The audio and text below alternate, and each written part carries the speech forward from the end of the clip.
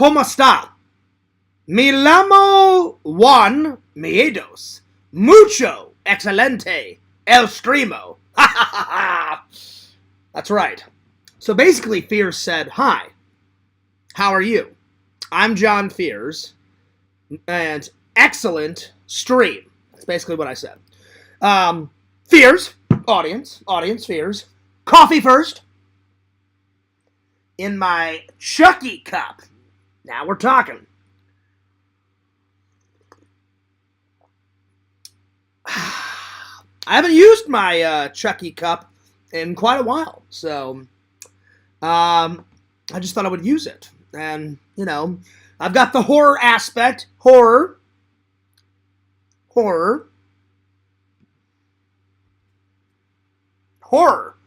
Good old Leprechaun.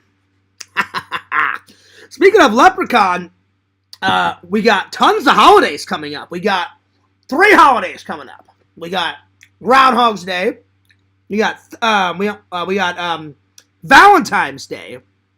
We got St. Patrick's Day. Those are the 3 major ones coming up.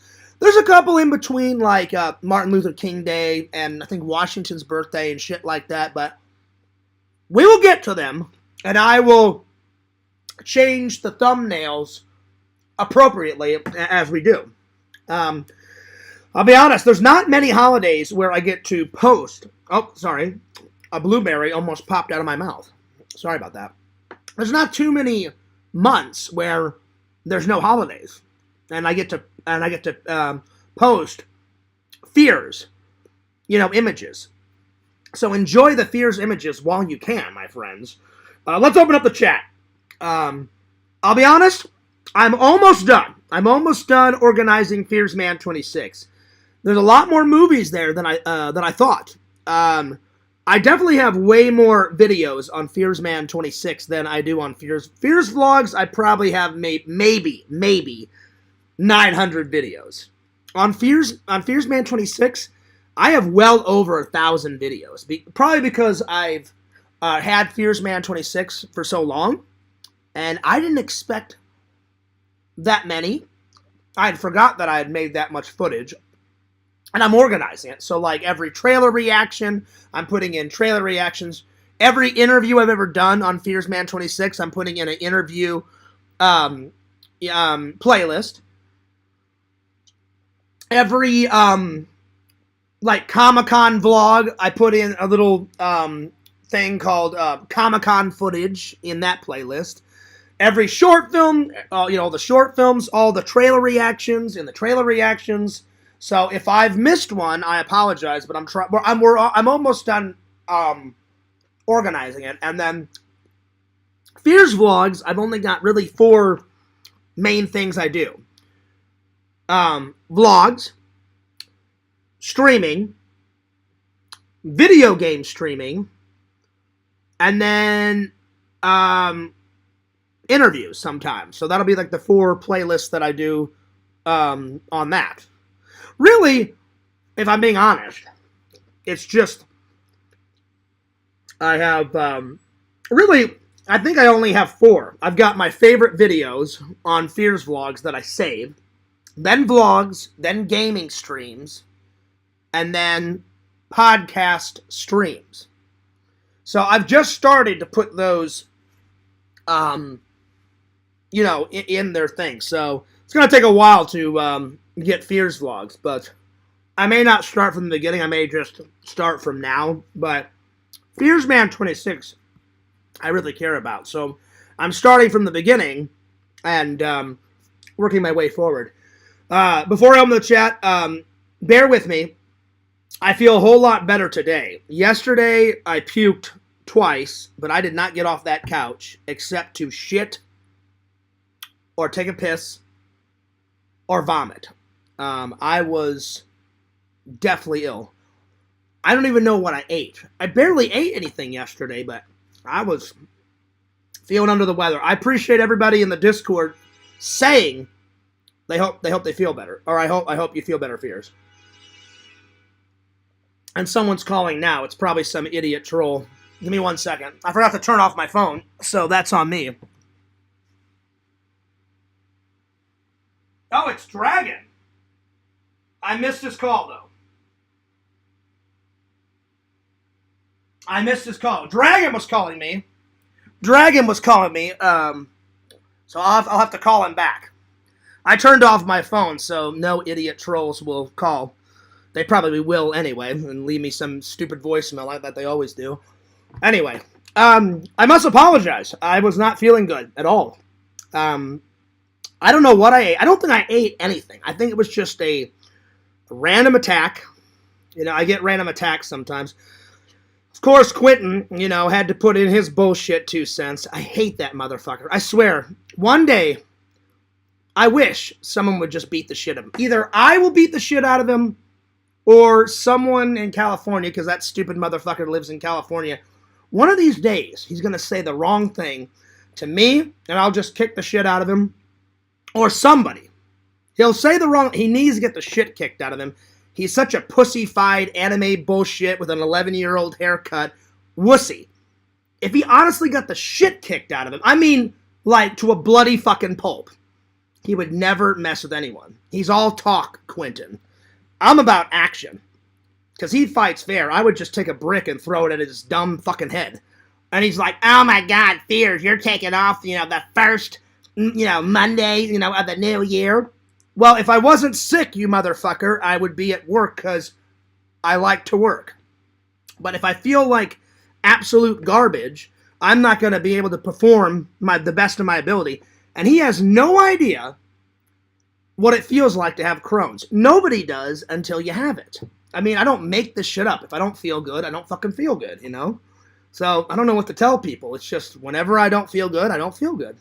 You know, it just is what it is. Do I regret not going into work? Well, yeah, of course. You know? But thank God, my boss, he understands. He's like, Fears, don't even worry about it. He goes, I don't remember who in his family has Crohn's. I don't know if it's his sister or his brother. He's like, Fears, I don't know how you feel because I don't have Crohn's, but he said, someone in my family has Crohn's. So, luckily, I've got a boss that's cool about it.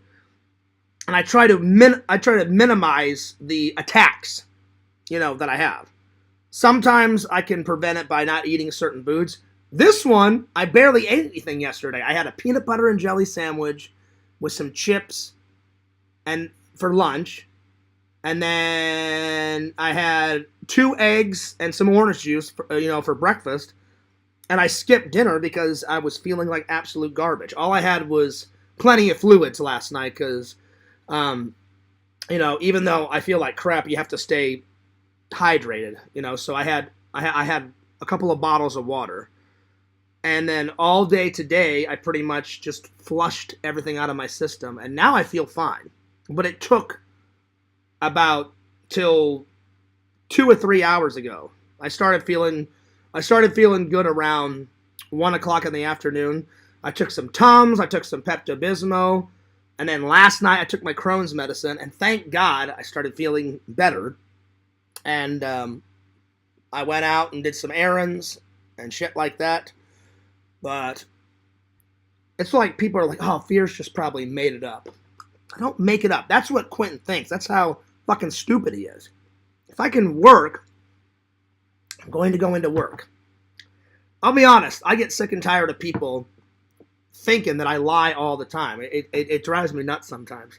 I'll admit, I've dug my own grave because, you know, it's kind of like the boy that cried wolf. I have to earn back everyone's trust because, you know, I've told so many, you know, tall tales in the past. But I'm really trying to turn over a new leaf, and I'm being 100% honest with you guys. I felt like absolute fucking garbage yesterday. I even talked to my friend Visions, and he was like, oh, Fears, you don't sound good. I'm like, I don't sound good because I feel like utter crap, you know? So that's just one example. But to everybody that wished me to get better, Kate wrote me in the Discord, and she said, hey, Fears, I hope you feel better. I said, thank you. Vision said something, so I appreciate that. Yakov did. Who else?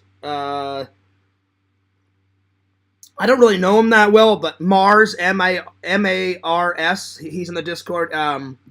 Well, he said, I hope you feel better after he made fun of me. Even Crackpot, and I hate that motherfucker. Even he said, "Hey, I hope you feel better." Me and Tyler have called a truce. You know, so there it is. I asked Crackpot if we could have a truce. I don't know if he's going to. And I made a deal with Tyler, and he said, I will be true to you as long as you don't start shit with a certain someone. I'm not even going to say his name. You guys know. I started a whole bunch of shit the other day in the Discord because I just cannot stand this person. But I'm not going to say anything bad. It starts with a J. I think we all know who I'm talking about, but I'm not going to say anything bad about him. I just do not like him.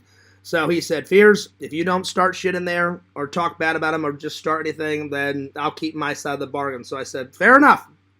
So I'm just not going to say anything bad. But yeah.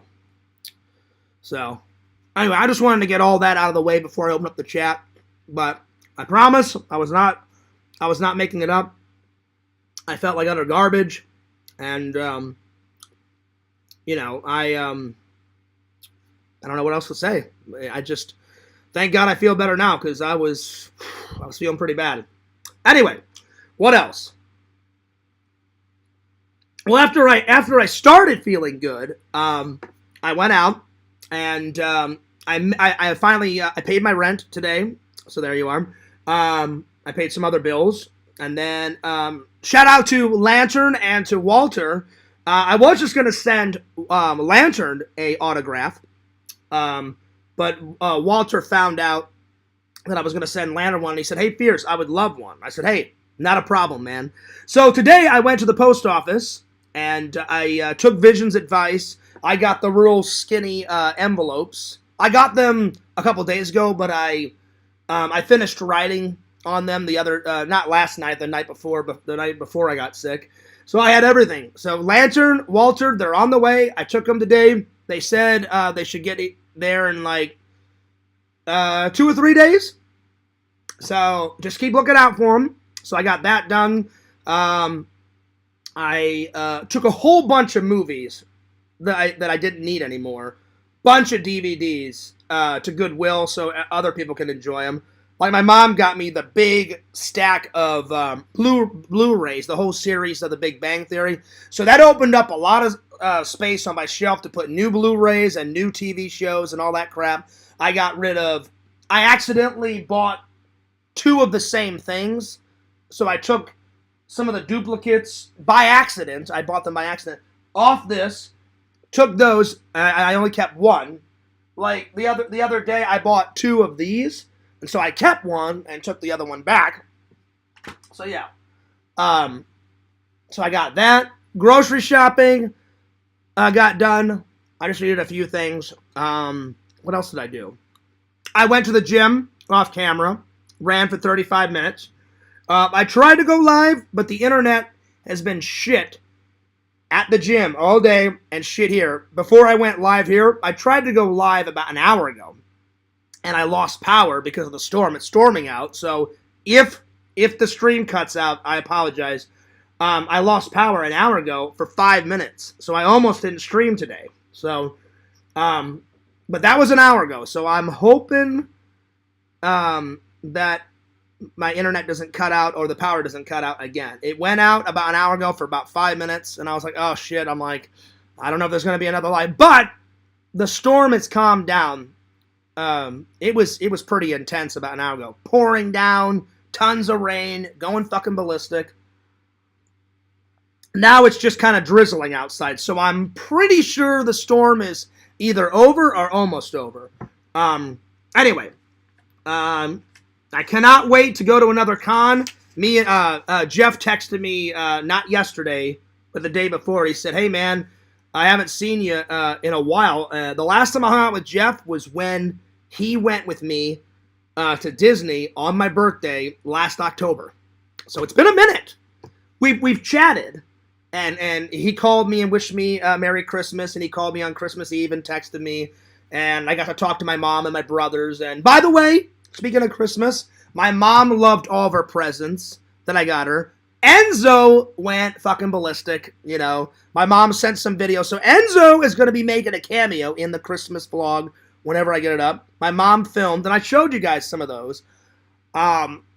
He got right in there. He was, you know, using his teeth. It was tearing open. My mom had to kind of help him a little bit. But for the most part, Enzo was opening him up. There's one shot where he's just like staring down my mom. I guess he was just so excited. And my mom was like, come on, Enzo, come on. So I don't know why he was staring at my mom like intensified. But yeah, but he enjoyed it. Brother, I got my brother a watch. He texted me and was like, dude, I love the watch. And I was like, hey, man, no worries. And he was like, I didn't really need it because he goes, I always use, he goes, I've got a digital Apple Watch and I have a watch on my phone. I said, yeah, but I said, this one's really nice. I said, so if you and I'm not going to say his wife's name, but I said, if you and your wife want to like get dressed up, I said, I said the watch that I got you is a little bit more fancier than, the Apple Watch or whatever the hell the digital one that he has. I'm pretty sure it's an Apple Watch, but fears in technology. I'm just getting with the times, my friends. I'm pretty sure he has an Apple Watch, but whatever the little tablet, touch, whatever that bullshit is, the Apple Watch, whatever, he's got that. So I said, this one's a little bit more fancier. I said, it's an actual watch with hands. And I said, so he's like, yo, no, he's like, I appreciate it, John. He goes, I'll definitely wear that one on dates, with my wife. I said, I'm good. I said, you like it? He's like, I love it. And I said, he goes, I just didn't really need it. And he goes, because I've got 2 clocks. He goes, I've got a clock on my phone and I've got my Apple Watch. And I said, well, now you've got 3. And he's like, yeah. And he goes, I'll take another watch. I appreciate it. And then I got his wife. She likes Disney. Not as much as me, but she likes Disney. I got her a, was it a Disney sweater? I cannot remember what was on it. It was either a Disney, I'm not lying, I just cannot remember. It was either, it's in the vlog, so you guys will eventually see it. And if I'm wrong, I'll admit that I'm wrong. So I'm trying to remember, and I told everybody, if I can't remember a story, I'm going to tell you guys the bits that I remember it. I'm not lying, because I really am trying to earn your guys' trust back. I sincerely do not remember. I've got it on the vlog, because I filmed what I got my mom, I filmed what I got Enzo, I filmed what I got my brother and my brother's wife. So it's either just a standard Christmas sweater or it's a Christmas Disney sweater. I don't remember. Anyway, I got her a very nice sweater because I already knew it was going to be really cold. And I just texted my brother and was like, what does your wife want? And he's like, well, John, I've pretty much got her everything. I said, yeah, but I said, there's got to be something. I said, I don't want to leave out your wife. I said, what does she need?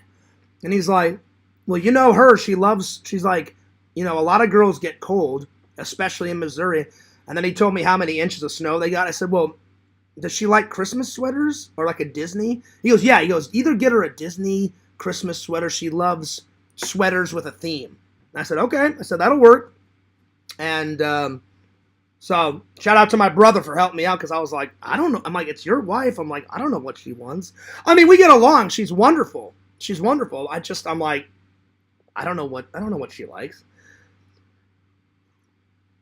The only thing I know that she likes that she's told me is she likes vintage stuff. So when their wedding came around, I got them some vintage frames for their wedding photos. So I went to some website that my mom showed me, and it was like frames from the 70s. And my mom helped me pick them out. I don't remember. It was either frames from the 80s, 70s, whatever. She loves vintage shit. And I was like, well, I already got her something vintage a while ago for her birthday. So my brother was like, John, just go with the Christmas sweater, whether it's Disney or not. I went, all right, fair enough.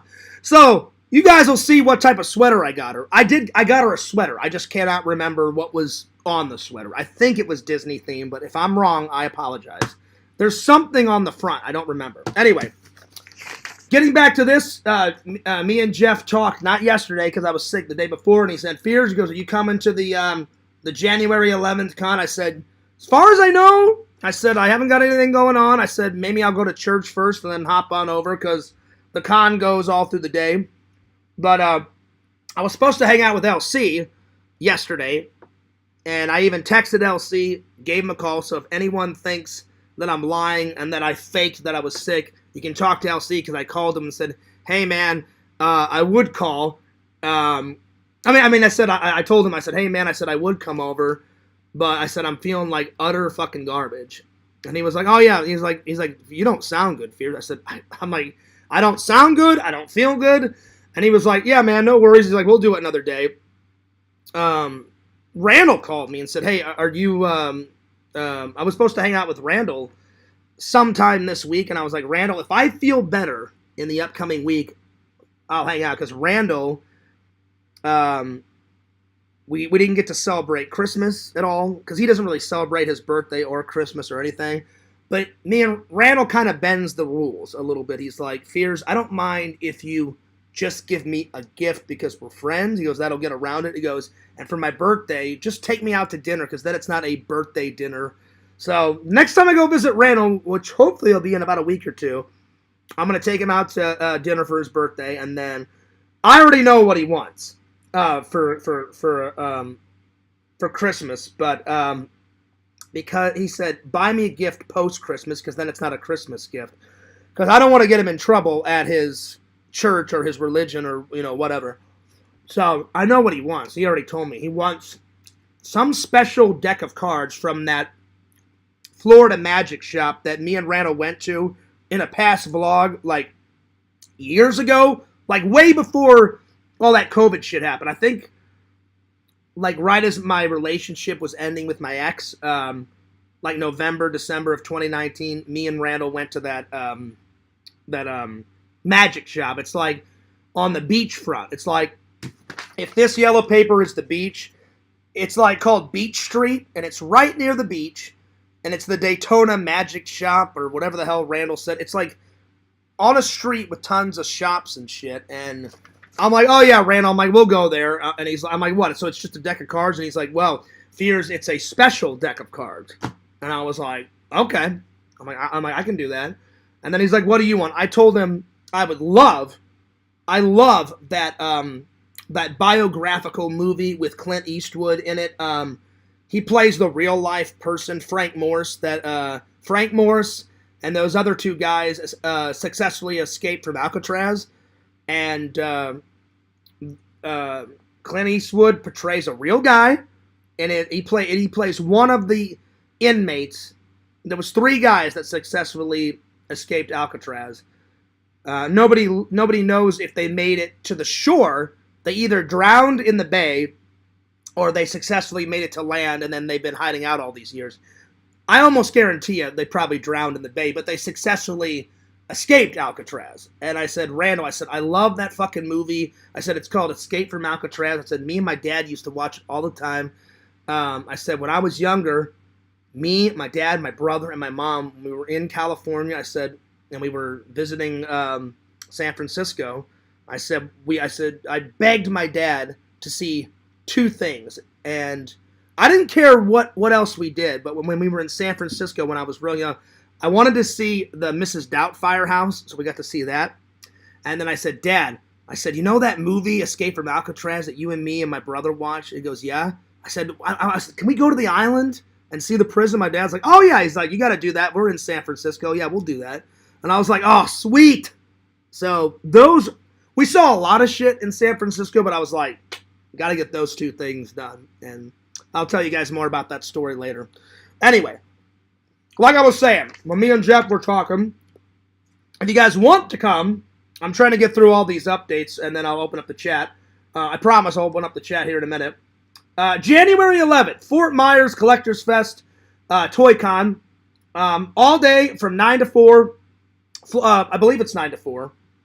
It usually is. It doesn't say it on here, but usually his cons are usually from 9 to 4, unless it's like a big, like 2 or 3 day event like Super Retro Con. Super Retro Con usually goes through the whole weekend. This one is a 1-day con. Go to FloridaToyShowsAndExpos.com or Florida Toy Shows and Expos on Facebook. Jeff told me an Instagram is coming and a YouTube channel is coming. And he goes, Veers, I want you to help with that. And I was like, we can do that. We can definitely do that. I don't mind helping. I don't know if he's going to I don't know if he's gonna pay me, but if he does, that'd be cool. You know, get some extra cash. I'd do it for free because, you know, Jeff's, you know, a friend. But if he's willing to pay, hell yeah. So, Florida Toy Shows and Expos, right here. Check it out. Also, if you want to send fan mail, right here. Fears loves hearing... Oh, wait. Is it upside down? There it is. Fears loves hearing from his fans, so take a picture of this. If you can't take a picture of it or write it down, don't worry. I got you covered. It's in every description of every live and every video that I post. Send Fears some fan mail, an unboxing of something. I don't care. Send me whatever. I'll unbox whatever. Send me a fan letter. Send me a Lego build. Send me some Ghostbuster stuff. I don't care. Whatevs. Anything that a fan sends me, I'm eternally grateful for. And I will unbox it, read it, whatever, in a live or a video. I appreciate that, my friends. Yeah! Whew. There it is. Anyway, I think that's all the updates. So yeah, I did upload a video on FearsMan26, so be sure to check it out. I told you guys when FearsMan26 was in hiding, I edited about 10 or 11 videos. So the next couple of videos are going to cover me while I'm organizing FearsMan26. I'm almost done on a Fears vlog. I think I'm editing 2 videos right now. I'm editing my birthday vlog, and I'm editing the Thanksgiving vlog. So those 2 are the next ones coming up. All right, time to open up the chat. I'm sorry that took a long time because I was gone for a day. Lots to talk about. But yeah, I promise you guys, Fears is really trying to turn over a new leaf. So please don't think I'm always lying to you guys. I really am trying to be open and honest with everything, you know. Now, there's some things that I'm not going to tell you because I like to have my privacy too. But anything that I do tell you, you know, 99.9% of the time, it's the truth. But I need to get better on that 1%, you know, because I'm being honest. I think people are sick and tired of me telling tall tales. So am I. Because sometimes I'll be in the Discord and I'll be like, no, I'm telling the truth. And I really am telling the truth. And they're like, well, we don't believe you, Fears. And I'm like, well, I don't know what else to say to get you guys to believe me. And they're like, well, we don't believe you because of all the tall tales. And I'm like, well, I don't know what the fuck to do. So all I can do is learn from my mistakes and tell the truth from this point on. So I'm trying to start the year off right on everything. You know, feeling better about myself, inside and out, working out, kicking ass and taking names at work while I look for a better job.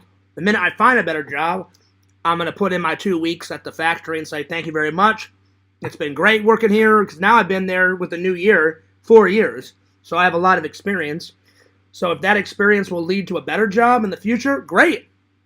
You know, but it just gets annoying sometimes where I'm like, I'm literally telling the truth. And they won't believe me. But I'm like, it's kind of my own fault because I've told so many tall tales. And you guys know why I've told some tall tales. Because everyone's like, oh, you're this fucking legend, Fears. I'm like, I'm not a legend. I'm not anyone special. I'm just a guy, you know? And sometimes I get insecure and I've told lies to make me feel better. But then when I think about it, I'm like, well, that just makes me look like a fucking idiot and a liar because that really didn't happen. And they don't believe me. And now I've just made myself look like a fool. And, you know, so I've said it a million times in my brain, Fears just don't do that anymore. They'll respect you more if you just tell the truth. So I really am trying to do that. So hopefully you guys will give me a second chance, you know. But my loving and loyal fans have been there through thick and thin. Good times, bad times, insane times, great times, whatever times. You know, I really am trying to turn over a new leaf. And hopefully this is my year to find a lady and get a better job and, you know, whatever comes my way towards the future. But I'm hoping for good things. I really am. Good coffee, by the way. Nice blend. I haven't bought a new coffee in a while, but whenever I go to the store next, I'll get a new blend. Even though I've got 3 or 4 coffees over there. I usually don't buy one until I'm, you know, low. But I'm getting kind of sick and tired of those other coffees, so I'll try to get a new blend here soon. All right, I think that's everything. I'm going to open up the chat now. I'm probably ages behind in the chat, but we're all used to that. But I just wanted to have this one-on-one time with you without any interruptions. And know everything that I said was from the heart. I'm being honest. I'm being open and honest with you guys. And hopefully good things to come in the new year. Yeah, dude. All right. And I appreciate your guys' patience while I was sick. Oh, one more update. I recently talked to Caleb. If you guys don't know who Caleb is, Caleb Templeman is a longtime friend, longtime supporter. Ever since I started, God, when did I meet Caleb? Probably right when right when Fears Vlogs was invented in 2014, 2015, somewhere in there is when I invented Fears Vlogs. Caleb always does all my channel art. A few times Randall has helped me with my channel art, and sometimes fans have made my profile picture like the tomato, which I do love. I may keep the tomato, or I thought about changing the tomato to yellow, for Fears Man. But normally Caleb does the channel art, like the channel logo, at the top. So I recently talked to Caleb, and he was like, Fears, a new year, what about some new channel art? And I said, oh yeah. I said, I just haven't thought of the idea yet, Caleb, but I said, whenever I get the idea, I will usually get the idea. Me and Caleb will either have a video chat or an audio chat, and I'll tell him kind of like what I want. He'll be like, give me a couple days, Fears. He goes off, works his magic, comes back. I've even offered Caleb money, and he never accepts. He just says, Fears, he goes, I love our friendship. I love your content. Just give me a plug and tell everybody that I made it, and we're square. And I'm like, all right, fair enough, buddy. So Caleb's going to be working on new channel art in a couple of days as soon as I get the idea. I said, give me a couple of days. I'll think of the artwork, and kind of the theme that I want. And, yeah. Like Fears Man 26, it always has something to do with Fears Man. So Fears Man will either be in the logo, or it'll say Fears Man 26, and then usually there's a picture of Fears Man doing something. And I usually ask Randy to draw a new photo of Fears Man doing something.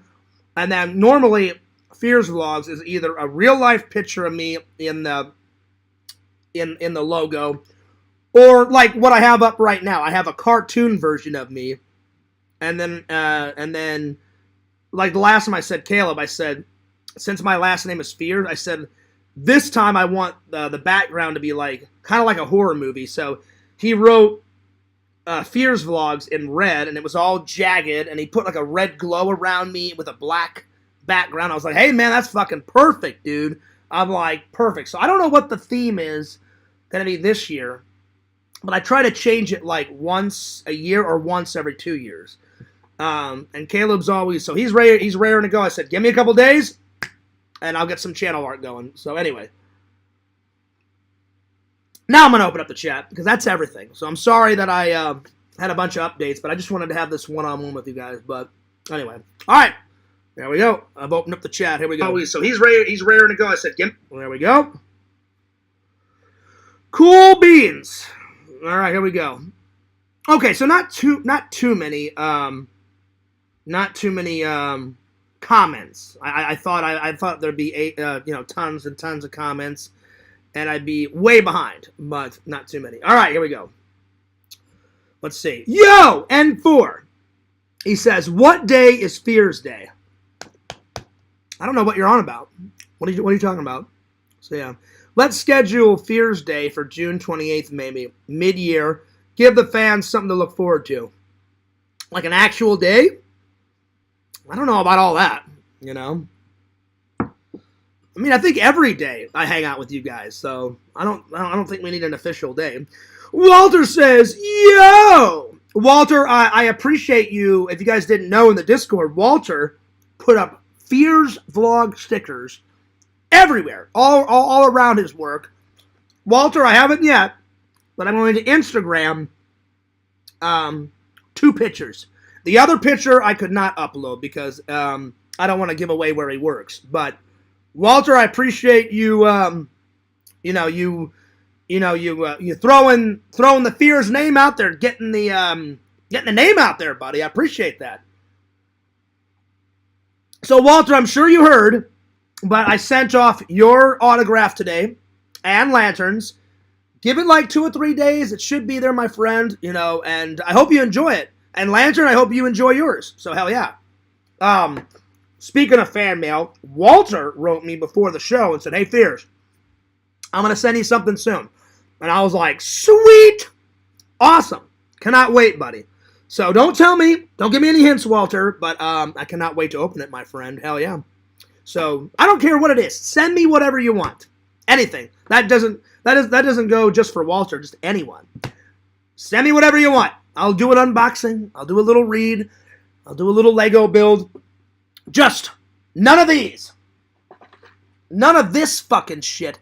Fuck you, you goddamn motherfucker. Not this. I loved this, Walter. But fuck this company. This company, I fucking hate this goddamn company. I'll wipe my ass with this fucking company.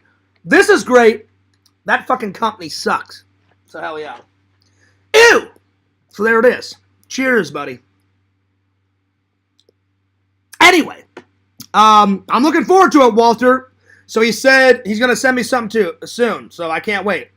Yo! Heroes and Villains Collectibles. What's up, buddy? Thank God I'm feeling a whole lot better. Heroes, when I called you yesterday, I pretty much wanted to die. I was in so much pain. I was like, hello? And you're like, God, Fears, you don't feel good. I'm like, yeah, I feel like utter fucking garbage. So yeah. But I feel a lot better today. I flushed everything out. I'm good. But man, it sucked. It sucked yesterday. Oh my God. Is it snowing in Florida? Oh God, no. Or well, at least it's not where I live, Chicken Wizard. What's up, Chicken Wizard, by the way? Snow and ice all over here. It sucks. Oh, I heard about it. I talked to my mom today, Chicken Wizard, and she said where she lives, she got 3 inches of snow. That's not good. I don't know where you live in Missouri. You may not want to say it in the chat, but Chicken Wizard, I've met in real life. Good guy. Hung out with him twice so far at one of the greatest toy shows ever. The Toy Man Toy Show, run by my friend Chris. He's got kind of a father legacy like me and my dad. His dad created Toy Man in the late 70s. 70s or early 80s, I can't remember. Chris's dad, I never met him because he died before I could meet him, but Chris told me, he said, Fears, right around when he was about to pass, he bequeathed me the Toy Man show and said, keep up the legacy. And I was like, Chris, that's fucking awesome that your dad gave you that con. And he's like, oh, hell yeah, Fears. He goes, I love it. And I said, I love it too. I said, Toy Man con for life, baby. So yeah, I miss it. So anytime, whenever I go into, whenever I go to visit, and the time I go to visit Chicken Wizard, there's a toy con, a Toy Man around. When I visit my friends, my family, I'm like, oh, hell yeah, I'm coming. I'm there. Ba-bump, bump. So me and Chicken Wizard have hung out twice now. We didn't get to hang out last time, Chicken Wizard, because you said you were slammed at work when I came to visit last November. But hopefully we can hang out the next time I'm in town. Chicken Wizard loves being in the vlogs. Chicken Wizard, I was loving those. You found some fucking hilarious titles, those VHS tapes, and I was like, you may be the king of VHS tapes, but no one will touch Queen Tinder Immortal's title. Tinder Immortal showed me a picture of all of her VHS tapes, and they were going fucking nuts all over the fucking room, going ballistic, a fucking stacked high, and I was like, Chicken Wizard, you're good, but you're not as good as Tinder Immortal with the VHS tapes, but you are learning, my young Jedi friend. Oh yeah. But I'm telling you, man, you had some good ones, like, wasn't one of them like, I was a teenage terrorist or some shit? It's on Fears Man, if I'm wrong. It's something like that. Check out the vlog on Fears Man 26, but it was like, I survived a teenage terrorist attack, or I am a teenage terrorist, or some bullshit. Then it was like, Beach Babes 1986, or some bullshit. And I was like, man, these are high quality films, buddy. I'm telling you. Anyway, yo, Tinder Immortal. She says, shout out to the Fears Man. What's up? Fearsman26 return. Yeah, dude. When's the next rewatch, buddy? Bung it up, motherfucker. Rewatch? I don't know what you mean. A rewatch. No rewatches. All new content, Tinder Immortal, coming. Oh, yeah. Oh, yeah. That's right. It's Randall's birthday. Well, it was. It already passed, but big shout out to my friend Lord Randall. How oft is thou? Thouest is glorious in thy own kingdom. Happy birthday, Lord Randall. Hell yeah. Fangirl Kate says, yay, I made it. That you did. What's up, Kate? Yo, Visions. He says, hubba hubba. That's a given. That's a given. What's up, Visions? Chicken Wizard says, Lord Visions, boom. I don't know what that means, but hell yeah. There you go. Yeah, Chicken Wizard, you got to be in the next vlog, man. You got to be in the next Missouri vlog. Oh, yeah. It's happening. It's happening. Let's see here. The Lost Fears vlogs footage. Well, it's not lost, Tinder Immortal. Is that what you meant, the rewatch? It's not lost. I just haven't uploaded it yet. There's a difference. Lost is like if I never uploaded like the Christmas vlog of 2024 for like 5 or 6 years and then I uploaded it, that would be a lost. But I'm just behind, so it is coming. It is coming. So yeah. Let's see here. Is Girl Gamer Rezi still dating Sega? I got to agree with Heroes. He says yes, he is in his wildest dreams. But you can't narc and you can't bump Sega's thunder. I've told him a million times, hey, Sega, just be friends with Rezi. Rezi just wants to be your friend. Oh yeah, Fierce, I will. But every once in a while, he misses her, and I'm like, I get it. I get it. So I try not to damage Sega's thunder, you know. I know he likes her, you know. I know he wants to end up with Rezi. I don't know if it's... But, you know, he has been getting out there, Chicken Wizard. Now, he didn't get a lot of matches, but he did something that I haven't done yet. He actually went speed dating. And I need to get out there and do that, you know. And I've never done that because I'm kind of nervous, you know. I've never done speed dating, but it's maybe something I need to look into. But he actually did it. And I was like, I got to commend Sega for getting out there and doing it. So hell yeah. So there you go. Fangirl Kate says, glad to see you're feeling a lot better. Oh, man, I feel way better. Oh, my God. I don't know what the hell was going on, Kate. I don't know. Sometimes I get random attacks. Sometimes it must have been a random attack. I barely ate anything the other day. I had a peanut butter and jelly sandwich. You know, I skipped dinner because I was feeling like crap. And I had 2 eggs, you know, and some orange juice for breakfast. And that was it, you know. So I don't know what the hell was going on. That is true, Chicken Wizard. Chicken Wizard says, Tinder Immortal is the VHS tape master. I would say she's the queen, you know, because she's a lady. She's the queen. But Chicken Wizard, I mean, you're right. You're right in there. I mean, I saw all those, and they're in the vlog on Fearsman26. The last Toy Man that we hung out at, you had a bunch of VHSs going nuts. I'm telling you. I saw some of those, and I was like, that's a good pick. That's a good pick. That's a good pick. I mean, you were in there. So I think that you're giving Tinder Immortal a run for her money, but as of now, she's still the queen. So there you go. So yeah, I have one shelf of VHS. Yeah, but the one shelf you showed me, Tinder Immortal, was going fucking nuts. Going nuts. It was like all stacked. And I was like, that's looking good. So yeah. When are you planning on going on your next vacation? Well, it depends on how much money I have. I'm trying to save some money. I would love to do one big vacation, like England or Hawaii or something like that, and then one little trip, like maybe like 2 mini trips. I thought about Trans World Halloween attraction. That Halloween convention is coming up. I would love to fly home and go to that again because I haven't went to that since 2018. And my friend is going and was like, Fierce, you got great footage. And you went like 4 years in a row, like back in the day. And I was like, I did. I went 2015, 16, 17, and I believe 18. And then I moved to Florida.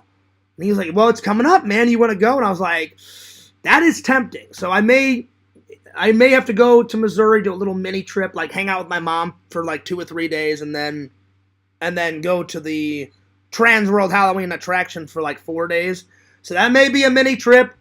And then I'll do my annual trip to Missouri, that I always do. I usually go either around my birthday and hang out with my buddies and hang out with my mom and Enzo and all that.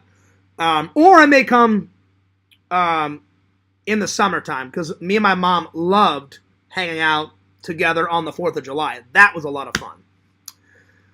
We did the 4th of July, and then we did my mom's birthday. She was 70 last year, and me and my brother threw her this fucking going nuts epic party. That's another thing I need to upload that you guys haven't seen.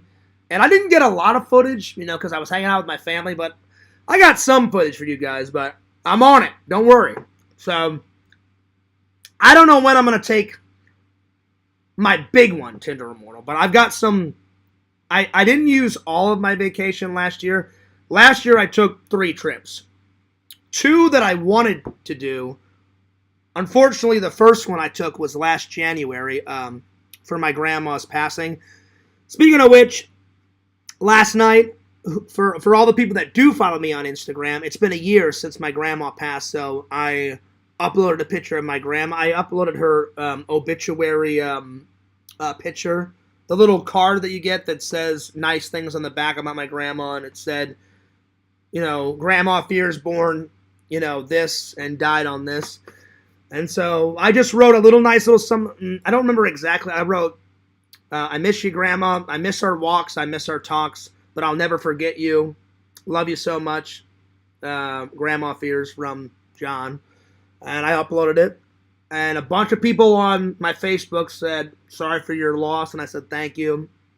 Even though it's been a year, man, it feels like 9 years have passed, because me and my grandma had a very strong bond. So I miss her a lot.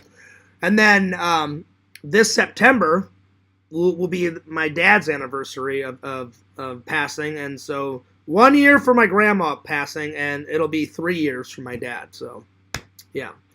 So, to answer your question, Tinder, I don't know when the next big one, whatever I do, it's either going to be go to England and visit my British family, because I haven't went to go visit my British family since 2011, when I went to go for my cousin Samantha's wedding, and I actually got to be in her wedding. And you guys have seen a little bit of that, because I did like a wedding vlog, and I put it on Fearsman 26, like ages ago. It was like 2011, so it was 1 year after I graduated film school. I don't remember. It was either 2011 or 2012, because I stayed an extra 2 years in Arizona to try to get a film job. I would, and then whenever I couldn't get a film job, I just was like, I'm sick of trying. Time to come back to Missouri. But because I graduated film school in 2010, so I either went to visit my cousins for her wedding either in 2012 before I moved back to Missouri, or 2011. But I got to be in. I know it was one of those years, because my mom was like, "Well, you live in Arizona now." She's like, "You got to fly home," and she's like, do you have your passport up to date? And I said, well, I'll take care of all that, Mom, before I fly home. So I had to go somewhere in Arizona and update my passport. And then I flew home, and I got to hang out with my mom and dad for like 3 days at their house. And then, bam, we went right to England. And we were there for like, I don't know, a week and a half to 2 weeks. And we helped set up my cousin Samantha's wedding, because I remember I went with her husband, got to meet her husband. Coolest fucking guy. His name is Steve. And we picked up all the flowers, and I helped him situate all the flowers. And he was like, have you ever been in a wedding? I was like, I've been in many American weddings, but I said this will be my first time in a British wedding. And I said, is there anything different? He's like, yeah, there's a couple things different, but he goes, we'll tell you what to do. And I was like, Good to know, because I had never been in a British wedding up until that point. And they're almost the exact same. Just the wedding ceremony's a little longer. Like, usually, like an American ceremony, it's like, what, 10, 20 minutes? Theirs went on for like a fucking hour. And I was like, holy shit, this is a long ceremony. I didn't say it out loud. I said it in my head. And then, after that, then the reception is just like a normal American. We partied till like 2 in the morning. It was fucking great. So yeah. Not yet, Pixel. I haven't gotten to that. I had a lot of updates. So really, I haven't started any topics yet. I'm trying to catch up on everyone's comments. So yeah. Yo, Lantern, what's up? He says coffee first. Oh, I already did it, Lantern. I did it ages ago. You know me and my coffee. I need my coffee. That's right. Let's see here. So yeah, I'll let you know, Tinder Immortal, but the next big one is going to be either Hawaii or England. So we'll see. One of those. And then I'm thinking about doing one of those mini trips home. Because I love that Halloween con. And my friend was not kidding. He goes, Fears? He goes, I fucking loved those Halloween conventions you went to. I said, it wasn't a bunch of Halloween con. I said, it was one con that lasted 4 days. And I did it 4 years in a row. 2015, 16, 17, and 18. And he's like, Fears, the only thing I didn't like is when those people gave you a shitload of trouble because it's called Trans World Halloween Attraction. I said, yeah, I didn't make up the fucking name. I said, the name is fucking stupid.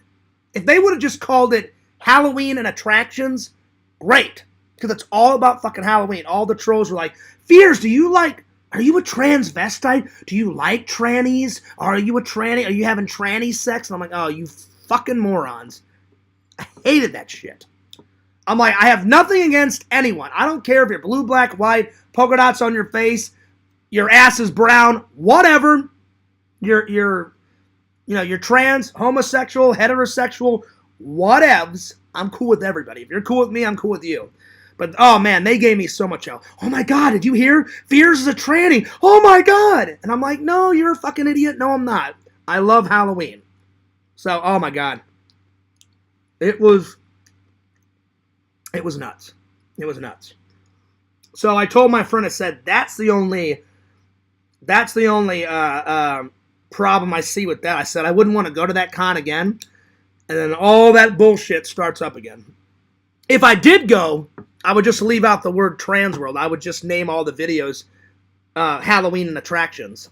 Because I don't want all that bullshit to start. Pixel, I do want to come and hang out with you, and I want to go to that Galaxy Con, or whatever it's called, the Richmond, South Carolina, what is it, Raleigh Galaxy Con, or whatever the fuck it is. I want to go to that one, too. So, someday, my friend. Someday. But I'll let you know, Tinder Immortal, because I need to get away and relax. And Hawaii, I've heard, is a very relaxing place. Maybe I could meet a girl out in Hawaii. A nice, sexy Hawaiian girl. We could do that. We could definitely do that.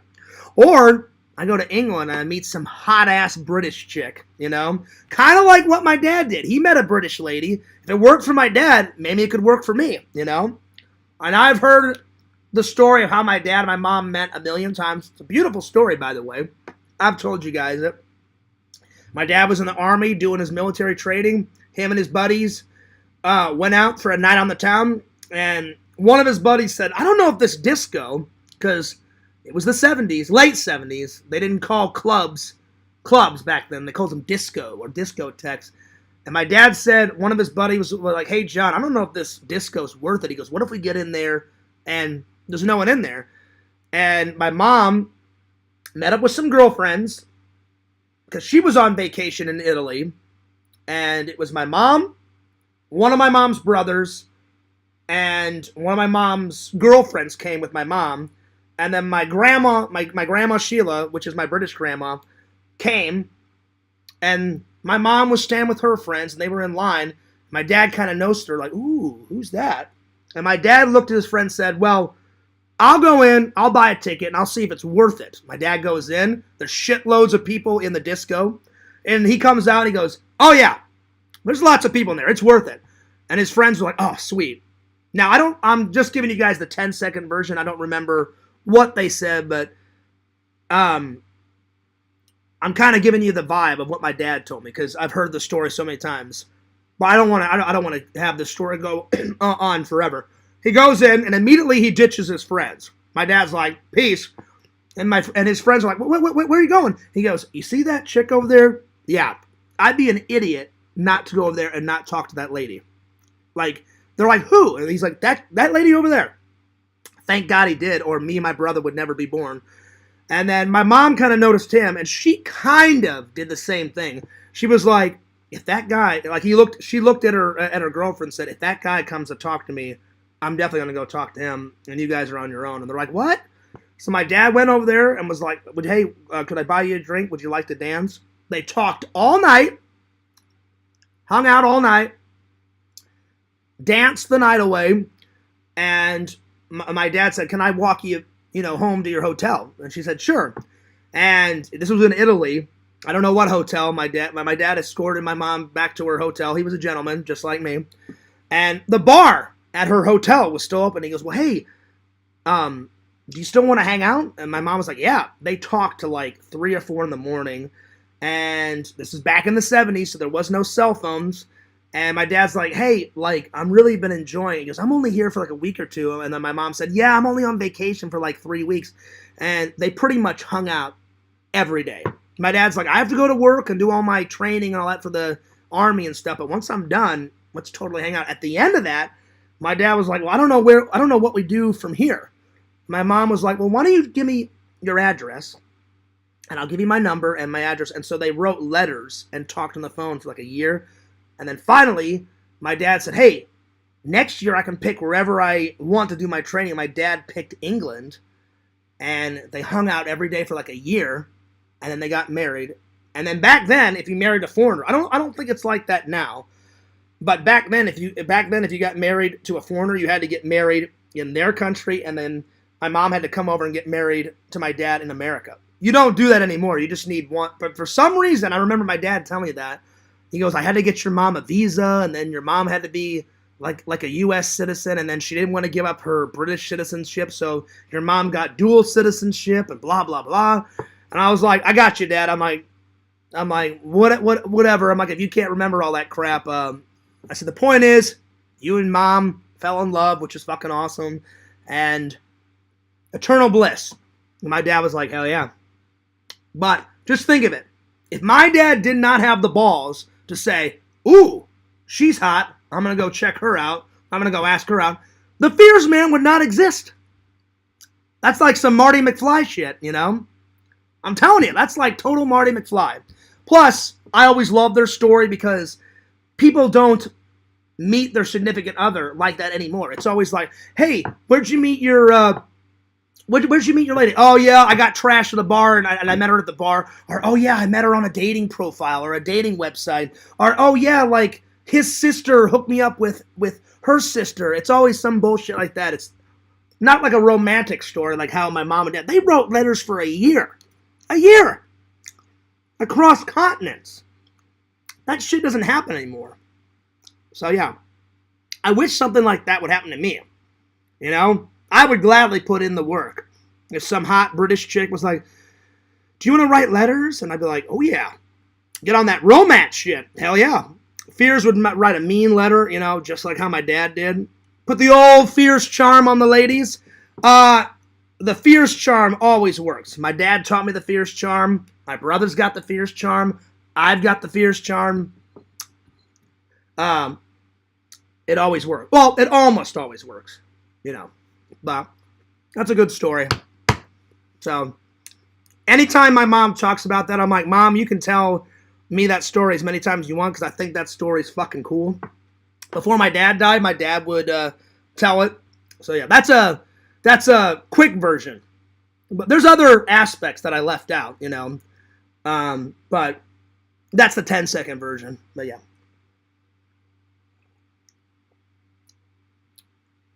But, yeah. So, yeah, there it is. Anyway, so, yeah. But, yeah, Tinder Immortal, I'll let you guys know. But it all depends on money and time and if I can get the time off of work and all that. But I would love to have a big ass vacation. That would be nice. I'm telling you, that would be nice. Um, Especially like, or you know what? Even if I couldn't afford like England or like Hawaii, a nice Disney cruise, like get away. Because on a cruise, my buddy Eric and his wife Erin, they've went on.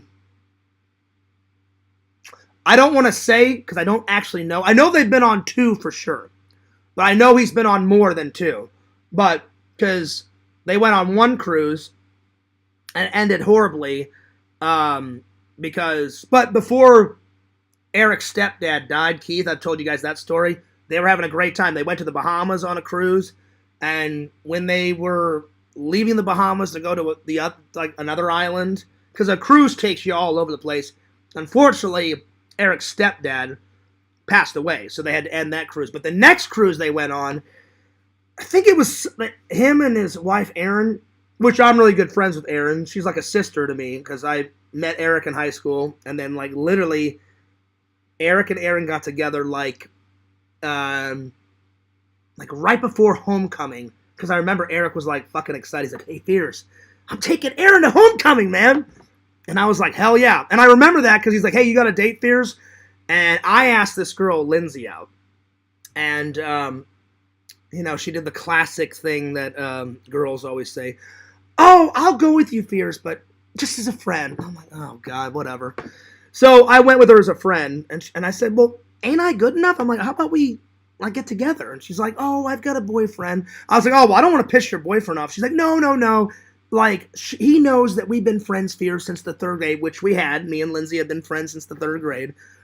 And I was like, your boyfriend doesn't mind?" She goes, "My boyfriend's older and goes to another school, so I asked him. He's okay with it." And I went, "All right." So I went with Lindsay, and I remember Eric was like real excited. And then Trent went with his girlfriend Meredith, and she was she was hot. She was sexy. She was, but she was a little stingy. She was a little like stuck up and shit, But I could see why Trent went out with her because she was a rockin'. And well, I don't know if Eric wants me to tell this story, but a bunch of stuff happened. But they got together, so yeah. So they've been together for a while, and so the first one was good until his stepdad passed away. But I know they went on 2 cruises, Tender Immortal. The other one, Eric told me, I think it was somewhere, I want to say in Europe. I don't remember where though. It was they took a long cruise somewhere to Europe and hopped to a bunch of different Europe place. I don't remember though. It was somewhere in Europe. They took a long cruise, but they said any time except for the first time.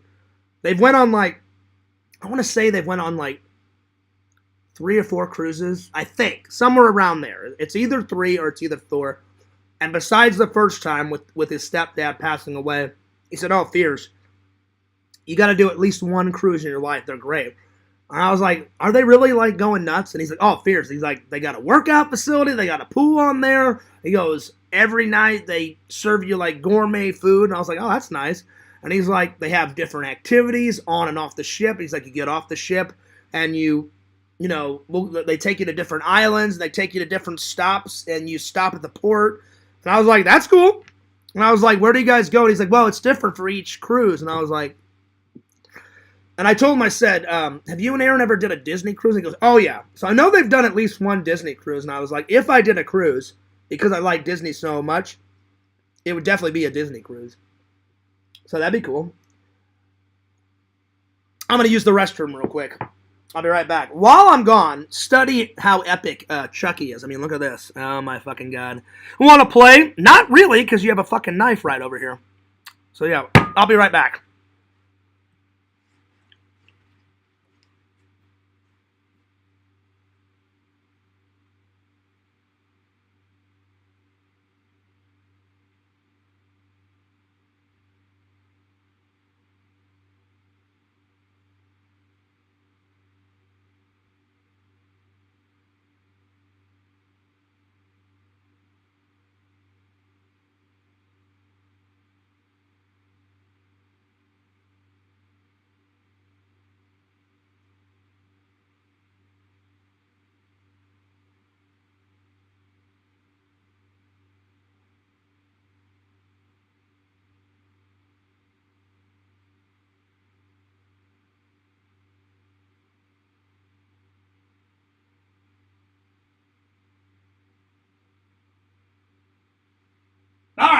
I'm back.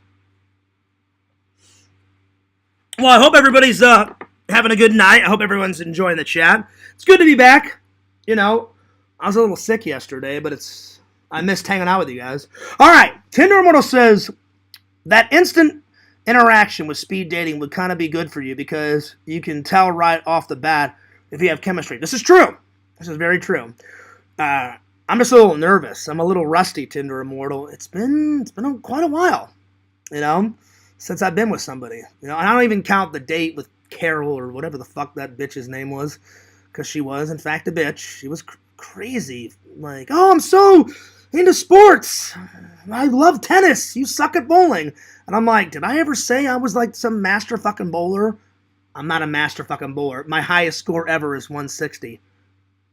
Like, I would consider Larry a master bowler. Larry said he bowled, what? I can't remember, Vision. Wasn't it like 200 or some shit?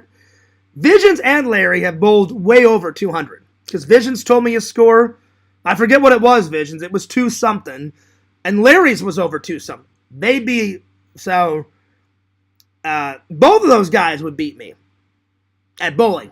Not mini golf. You're going down, Visions, when we play mini golf one day. Oh, yeah. Randy's even got a bigger score than me in bowling. Randy said his highest score was like, I'm going to ask him whenever we hang out. I want to say it was like 180, but I'm not for sure. I know it was over mine. The highest score I've ever gotten is 160. And I've only done it once. I don't even care. I just got to beat it once before I die. I don't even care if it's by 2 points. Even if it was like I went bowling with me and Randy or me and Pixel or whoever, and I got 162 or 165. I don't care, just as long as I beat it by a lot or a little. It doesn't. I just got to beat it at least, once. So it's been quite a while, Tinder Immortal. I'll be honest, I wouldn't even know. It's been that long. I'd probably be so nervous because I know I was nervous on that one date with that Carol girl. But once we got talking, then I started to get unnervous. But it's been a long time because the first dates suck,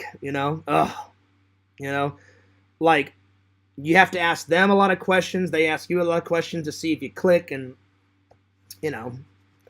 I don't know. We'll see. I hope the next one, whoever I date, hopefully the next one's the one. I don't know. We'll find out. Kate says that's a beautiful sentiment for your grandma. Sorry for your loss. I appreciate that. I miss her a lot, Kate. I do. I miss everything. Me and Grandma Fears had a great bond, I would always come and visit her before I moved down here. I always made effort to at least visit her, if not twice a week, at least once a week. No matter how busy I was like, Fears, you're never too busy enough to spend time with Grandma Fears, So I would always make an effort. Grandma actually made the vlogs a couple of times. Not a lot. My dad made some vlogs a couple of times. My mom was in there a little bit. My brother was in there a little bit. My brother's wife, I think, got in there once or twice. Well, they're gonna all be there in my mom's. Oh wait, no, not my grandma. I'm sorry. Besides my grandma, they're all gonna be in there. My uncle, my brother, my brother's wife, and my mom. Whenever I upload my mom's 70th birthday, that was such a fun time. Oh my god, because we put so much time and effort into it. I've never seen my mom. That's the happiest my mom's been in a long time since my dad passed. So to see my mom was grinning from ear to ear, and I was like, that's good. That's good. Like, I haven't seen my mom that happy in quite a long time. So I was honored to do that for my mom. So it was good. But yeah, I miss her. I miss her, Kay. I miss Grandma Fears a lot. She was a smart lady. Oh yeah. She gave me tons of advice. We got to hang out. She was a beautiful lady. She was a good cook. She taught my mom. My mom's a great cook too, but my grandma was always trading recipes with my mom. So yeah. No, you did not, Pixel. I'm still trying to get through the chat. So I had a lot of updates, Pixel. So before I even went live, I just was like, hey, give me like 10, 15 minutes to get all this out. Let me say my piece, and then we'll get on it. So the Nerd Hall is coming, my friends. What's up, Lantern?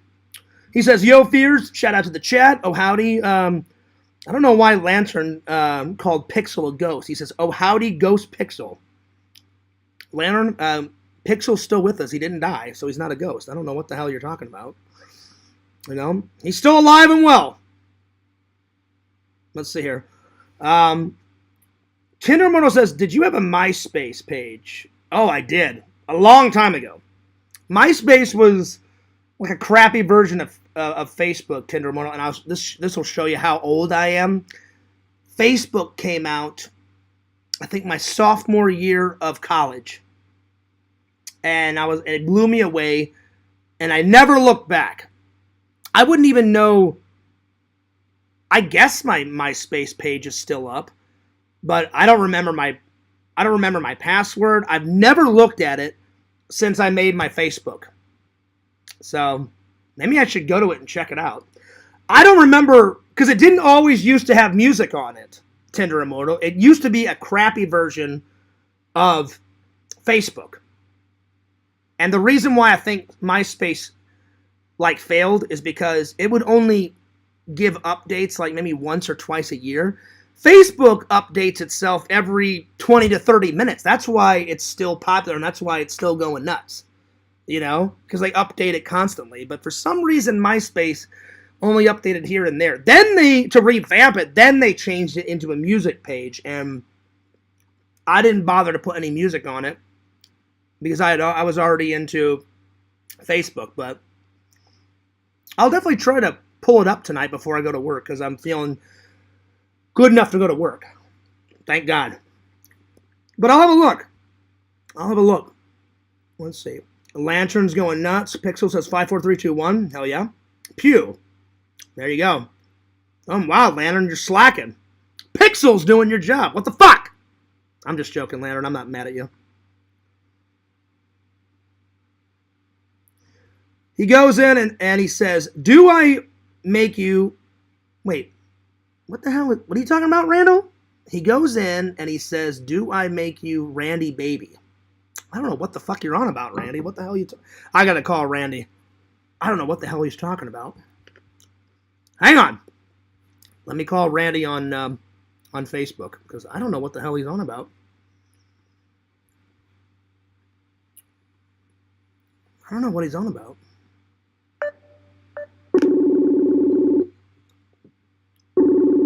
I'm not going to make Randy a baby. I don't know what the hell he's on about.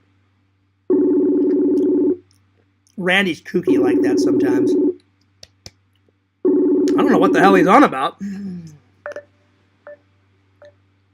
Randy! Hey, you are so fucking far behind on the chat. I am. I am. What are you talking about? Make Fears a baby? Hold on a second. Hold on. I don't know what you're on about. The reason I'm behind is because I had so many updates. Because you were talking about your dad, and you said he goes in, and then I was like, he goes in and says, "Do I make you Randy, baby?" Oh yeah, okay, I got you. You're responding to something that I posted like an hour ago, dude. Well, I'm sorry. You know, I'm trying to catch up. I'm sorry. That's why none of these are making any sense, because you're responding to them like 5 fucking hours after I posted the thing. I took an extra like 15, 20 minutes because I had so much to talk about. But anyway. Yeah. Buddy, I told the fans. Yeah, probably none of the other stuff I'm going to say is going to make sense either, because it's out of context. As soon as I get done talking with you, I'll try to catch up, buddy. But anyway, how you been? Pretty good, pretty good. Cannot wait for your next live stream. And buddy, So are we going to Lakeland, Florida on the 18th and the 19th? Of when? Of January. Oh, is that when she's coming into town? Amy Jo Johnson? Yeah. Oh, buddy, I think we have to. Yeah. I mean, that's been a lifelong dream. Yeah. I mean, if we're going to do this, I think you should totally come. I looked the prices up. It's like $35 and $45. I mean, it's been a lifelong dream of yours to meet her. I don't really care about meeting her, but I'll totally go with you because I'm your best friend. And if we can film and get you in the vlog meeting, your crush, then hell yeah, we're doing it. Oh yeah. Yeah. I think you should. I'll either come and pick you up or you drive down. Yeah, come pick me up. I'll give you $20 for gas. Yeah, and you can stay at my house all weekend, and we'll go to the con. Well, she's only going to be there the 18th and the 19th. The Comic-Con is on 17th, 18th, and 19th, but she's only going to be there. Well, then we'll just go for 2 days. Then I'll film. Yeah, plus that'll be less cashola that I have to spend. That's true. And I should be able to get a shitload of footage for both Fears Man and Fears Vlogs. You just got to keep reminding me. So we'll buy the tickets a couple days before, and we will fucking go, buddy. Yeah. Okay. But yeah, just give me like $20 or $30 for gas, and then I'll pick you up and I'll take you back, and we'll make a weekend out of it. All right. Well, that's when we should hang out next. We should wait and hang out then. Yeah. And then whenever we're not at the con, I'll take you out to dinner for your birthday and all that. Yeah. And then when I take you back to where you live, before I leave, we'll go to the magic shop and I'll get you those cards that you want. Yeah. Does that sound like a plan? Yeah. All right, cool.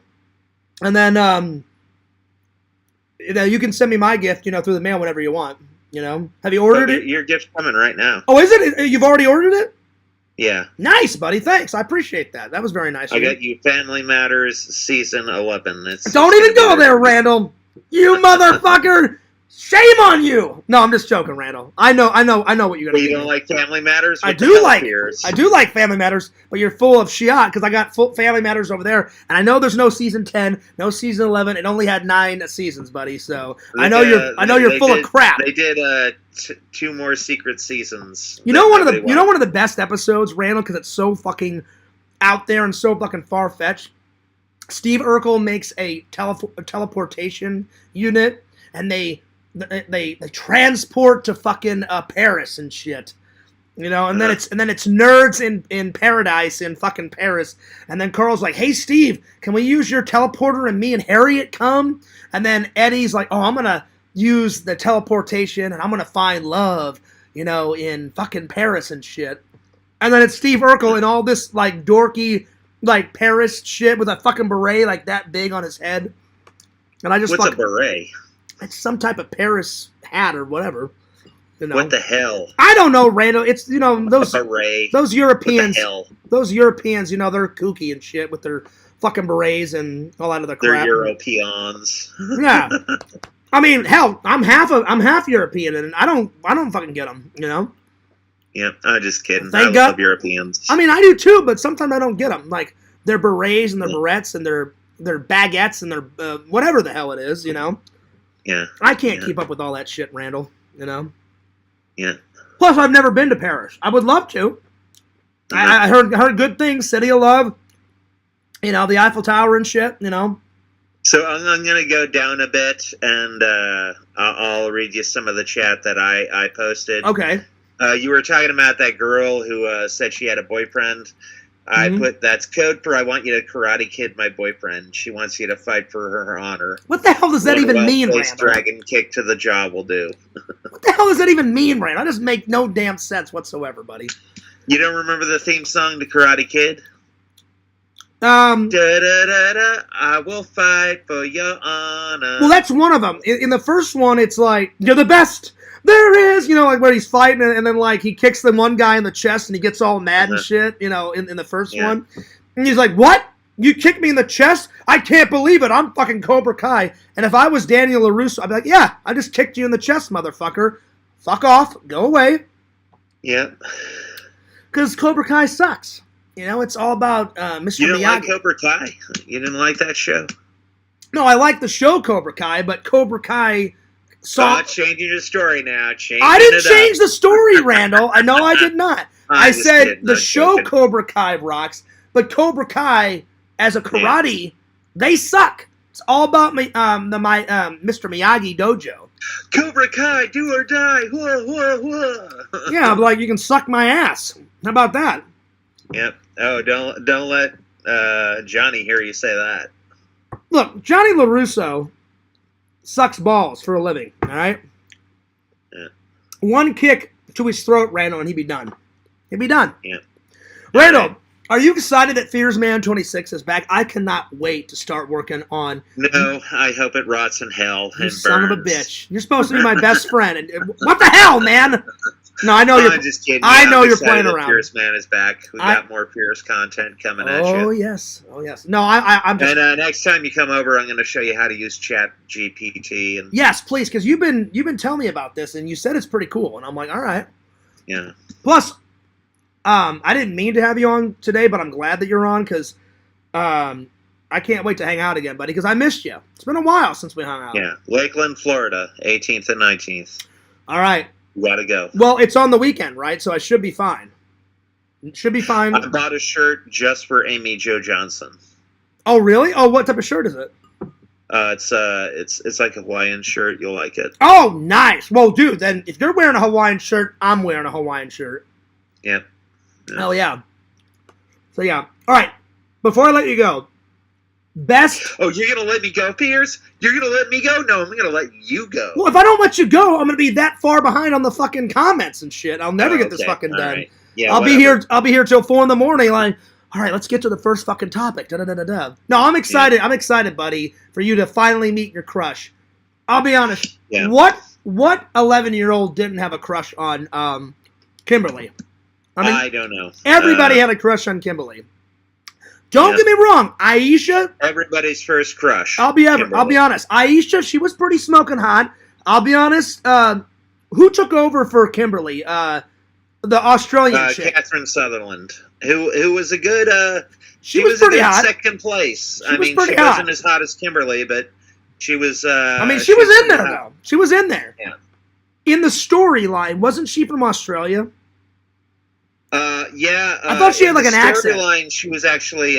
She got turned to evil, and she was like spying on the Power Rangers for a while. Yeah, but didn't she and move? she would turn into a cat, and that's why Yeah. her name was Cat. Didn't in she the move? show. Didn't she move to Angel Grove though, from Australia or some shit?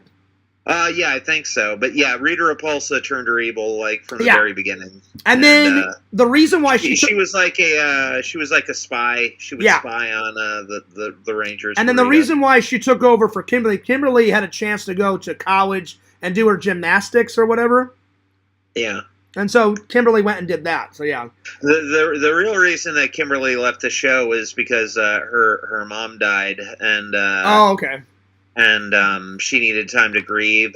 So That's understandable. Suki Levy, the guy that produced this thing, said, "Okay, I'm going to let you go, and as a gift, I'm gonna do a movie with you. It'll be called Susie Q, and you can star on it. It'll be a starring role, and that'll be a good little gift." So for, Randall, going away present. what are you gonna ask your crush? Like, you finally get to meet her. Like, what are you gonna ask her? Well, in one of the interviews, she said she really found her confidence doing Flashpoint, and I always wondered, like, how did she find her confidence doing that show? Well, you know? I hope sometimes those cons will let you film with celebrities. Uh-huh. And I've done celebrity interviews in the past. I've seen a lot of celebrity interviews with her. Like, there's this one kid who was asking her questions and shit. And other times... He got an interview for, like, 5 minutes, so... Yeah, other times they will not let you do it. So I'm hoping that this one is cool and they let us film, because I would let you go first. I'll film it for you. Then I'll just give you my GoPro. I get a little time with her. I'll get an autograph. All that crap.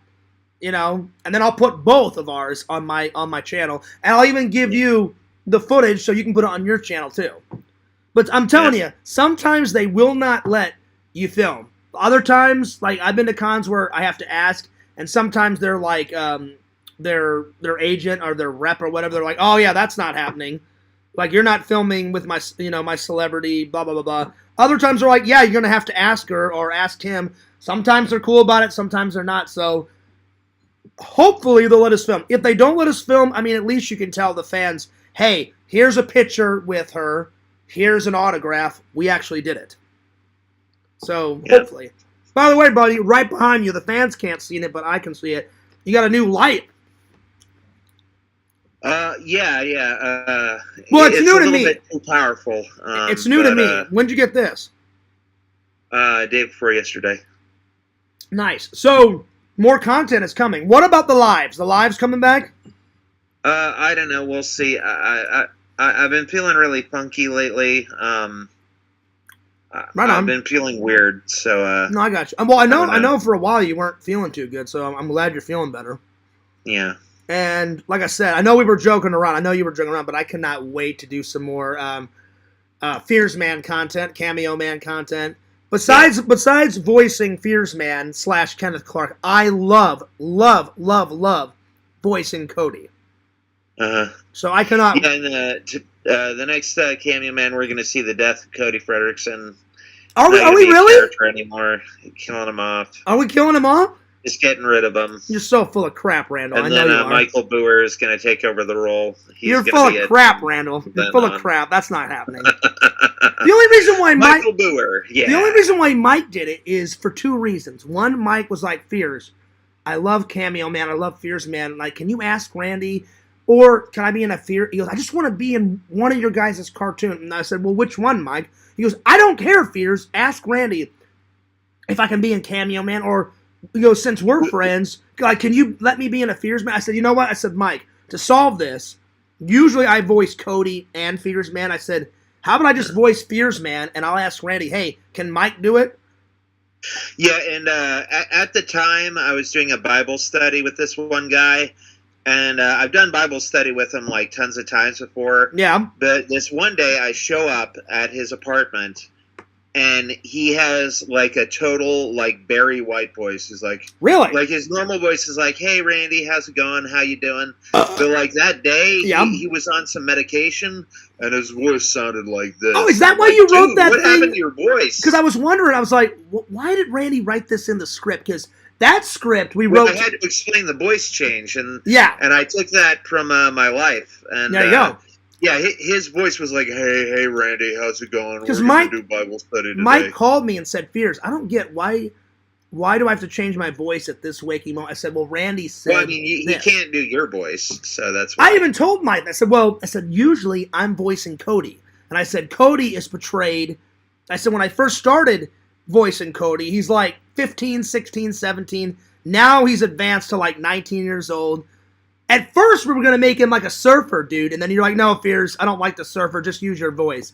And I was like, all right, fair enough. You know. I'm glad. I mean, like, Mike has a much lower voice than he you, does. so I thought that'd be a perfect... I'll just put Cody in a cast, and, like, he's taking medication for his arm. And I mean, the fans loved it, but Mike was kind of confused. Once I explained it to Mike, and then once you explained it to me first, and then I called Mike, and then he was like, Fears, I don't understand this. He goes, I understand most of it. I don't understand this part. I said, well, here's what Randy told me. Randy told me this, and now I'm telling you, yada, yada, yada. And then he got it. But I'm telling you, anytime we need another person, he said, Fears, I sent him a copy when it was finally up before I had to close my channel down for 4 months. He was like, Fears, I loved it. I watched it. He goes, anytime Randy wants me to voice a character in Cameo Man, or can I come back on yours? He goes, I'm ready. He goes, Fears, you don't have to pay me. I'll do it for free. So Mike's on board. We'll have a free... Well, we already got Mike down for White Cauldron, Black Cauldron's evil twin brother. Oh, yeah. Well, Randall, we're telling all the secrets. Oh, yeah. Plus, Brendan will be killing off Brendan a couple of times. Oh, no, Brendan's going to be in there until the end. He's going to be there into infinity. To infinity and beyond. Well, we're going to hurt him a lot, Randall. We're going to hurt... He's going to get presents. He's going to have a birthday cake. It's going to be That's great. Not going to happen, Randall. No. He's going to have a birthday cake. No. Him and Pierce are going to go bowling. Yeah, Randall. Yeah. You and Kenneth. Randall. Yeah. You're going to go bowling. Listen. You're going to go mini golfing. It's Listen, going to be Randall. great. The greatest revenge... He's going to school your ass in golf. Oh, bullshit. That's not going to happen. If me and that 11-year-old haircut wannabe gay fag ever play miniature golf, I'd have him licked in 2 seconds. Oh, wow. Quentin is a baby back bitch to the highest dimension. I would slaughter him in fucking miniature golf. I don't know. Quentin's he's got a pretty good score. What's his score? 0? Yeah, 0. It's like 26. Oh, 26. Whatever. No, it's not, Randall. He has like hole in twos all the time. That's crap, Randall. No, it's not. It'd be lambs to the slaughter, Randall. I'm not kidding. Anyway, no, not Quentin, but Brendan. We will be hurting a lot. Plus, it's going to be so much revenge, killing off the members of the Mockingbird one by one. One by one, we'll be killing them off in the most brutal way possible. So I can't wait. It's going to be good times ahead, my friend. Actually, Brendan's going to die quietly in his sleep. No. In 2099, he's going to live to be 120 years old. Read my lips. He will not have a quiet death in the Fears Man cartoon, I can tell you that much. Yes, it'll be nice, quiet, and peaceful. We're going to have fun, Randall. It's going to be good. And there's not a goddamn thing they can do about it. Why? Because you and me own Fears Man, and it's a cartoon, and there's nothing they can do about it. So it's going to be great. Is it? Will it be great? It'll be great for us. All right. We'll get a lot of laughs, delicious jams and jellies. Everyone loved Fears Man flying through Troll Cemetery. Yeah, that was good. I did that. It was that great. Was me. You know what? We almost lost it, Randall. We almost lost it because we took a break, and then you were like, "Oh God, Fears, I don't have that other footage." I said, "Remember?" I said, "I uploaded the trailer first," and you're like, "Oh, thank God." And so you just took all that shit out of the trailer, reduplicated it, and I was like, "Are we good, Randall?" And you're like, "Now we are, Fears." And I was like, "Oh, thank God!" I thought we had to start over. Yeah, all that shit was slapped together at the last minute, but thank God. I mean, I was kind of like lollygagging on it. Well, that's when you started. If you really want me to do this, pay me $60. I did. And I'll get it done within 2 weeks. And I did it. And you said, if you get it done in 2 weeks, I'll pay you $60, and you did. I did. Well, I got it done in 2 weeks. I think the reason why you were lagging on is you were feeling. I remember you called me and you were feeling like utter crap, and you said, "Fears, if I didn't feel like crap." Yeah, I didn't feel really good today either. I don't know. I think I may have taken too many nootropics or something. But I remember back then you were like, "Fears, like the reason why." He goes, "I would have already had this done." He goes, "I don't know what's going." You had the flu, and then after the flu, you had like something else wrong with you, and I was like, "Randy, I'm like, let's just get it done."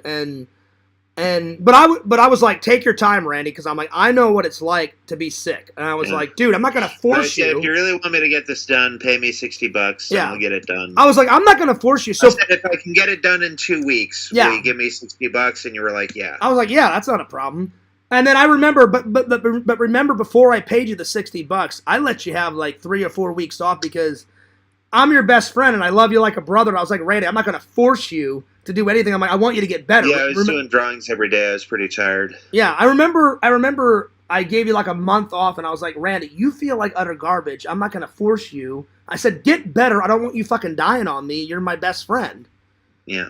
And so then after I gave you some weeks off, then you were fine, remember? Yeah. Yeah, so I'm glad you're doing a lot better, buddy. So yeah. No, before I let you go, I look forward really. I know we have almost the script done for Fears Man 6, but can you tell the fans of me, what's the new cameo man? I cannot wait to voice Kenneth. I mean, I do not Cody know. again. I cannot wait to voice Cody again. It's going to be really fun. I cannot wait. I don't know. The last cameo man that we did was Cameo Man versus Mr. Taser. Yeah, I remember that. Or no, not that. It was Cameo Man versus the Playing Card Killer.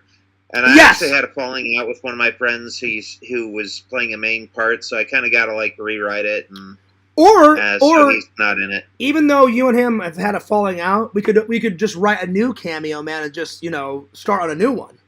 You could do that. Yeah, I guess I kind of want to finish what I started, but yeah, all right. But yeah, I mean, cameo man's up to you. But whenever you come in for that con at night.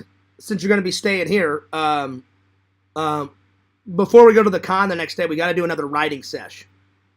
Yeah, we'll do that. In the Fears Man Bible, recently I drew a picture of a camera in the Fears Man Bible because I showed people your Fears Man and Cody drawings and Lantern. Uh-huh.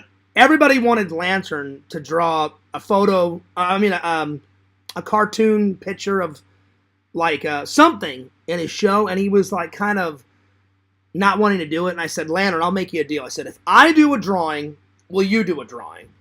And he said, yeah. And so Visions was happy that he did a drawing. So was Larry. So was everybody. So I drew a camera, and I was inspired because I had done a Lego build of a camera. And so I was like, Lantern, let me just do this. I did a little drawing, and then he finally did a drawing. So yeah.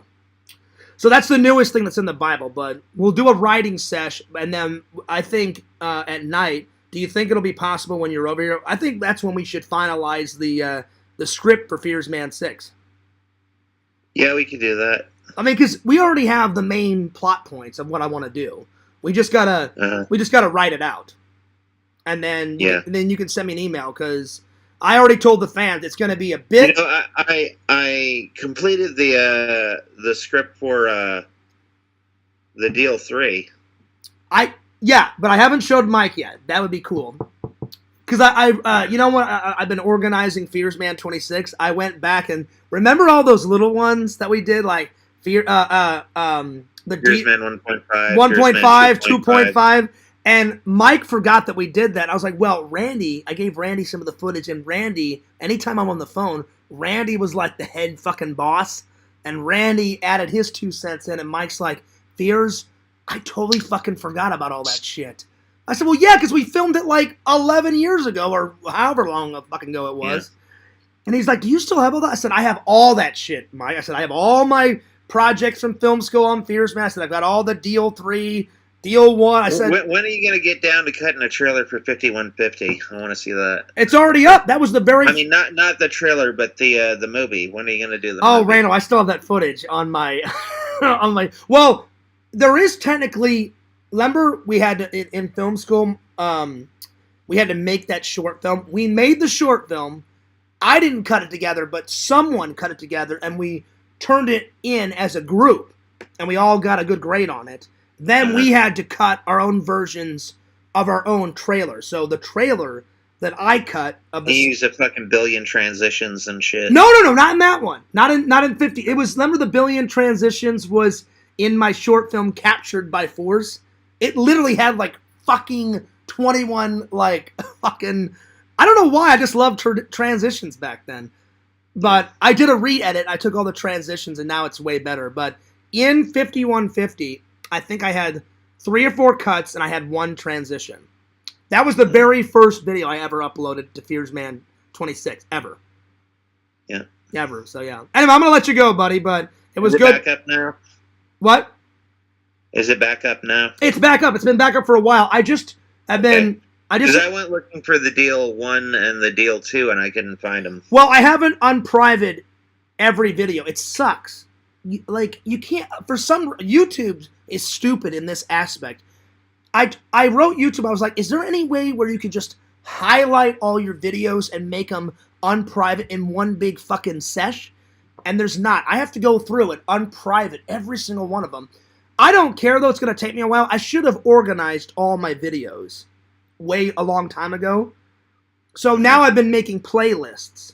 So before I go to work and before I go to sleep, I do like 20 or 30 videos a night, and I unprivate them, and then I put them in playlists. So I've got ones for all my short films and all my Comic-Con footage and all my Comic-Con interviews and then all my normal interviews and then all my trailer reactions and all my unboxings and all that shit.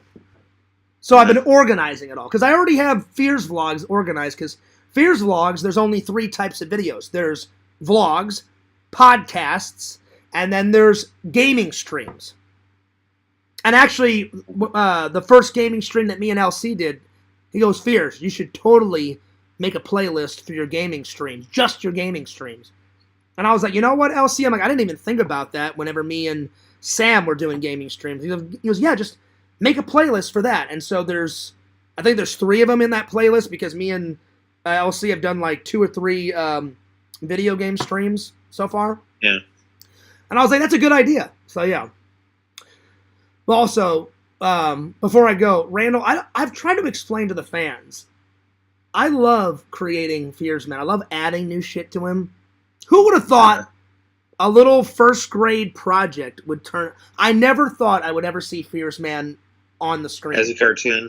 Well, either on film or in a cartoon. I never thought I would physically see him. I thought it was just... a picture that I drew. I remember the actual original project was. I remember it was my first. It was either in kindergarten or first grade. I can't remember, but it was before second grade. She said, "I want you to create a superhero. He has to have a name, a costume, a background, and you have to draw a photo." So I remember drawing. He has to have supervillains. He has to have supervillains, superpowers, all that. And I remember I drew a picture of him, and then I drew a picture of his villains, Swamp Ass, Poopy, Swamp Ass, and Urine Man, and then I did his backstory. Yeah, tell us about Nipple Man. What happened? Oh yeah, I forgot. Nipple Man was in there. He was in there. Yeah. But I only did 3. I did, and I didn't want to get. Here's his concept: was what can I do to make people the most uncomfortable? So whatever that is. It was like shit, urine, nipples. That'll be great.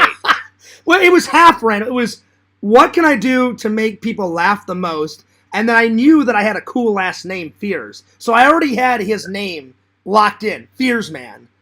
But I was like, I want to make him funny, and even back as a little kid, I was like, there's so many superheroes. Why don't I just parody all of them? I said, Fears Man is a collection of my life, and then parodying every other superhero. So that's why we steal shit from Randall. We've stolen shit from so many people. We've stolen shit from Meteor Man, Blank Man, Superman, your Batman shit, Clark Kent, all that shit.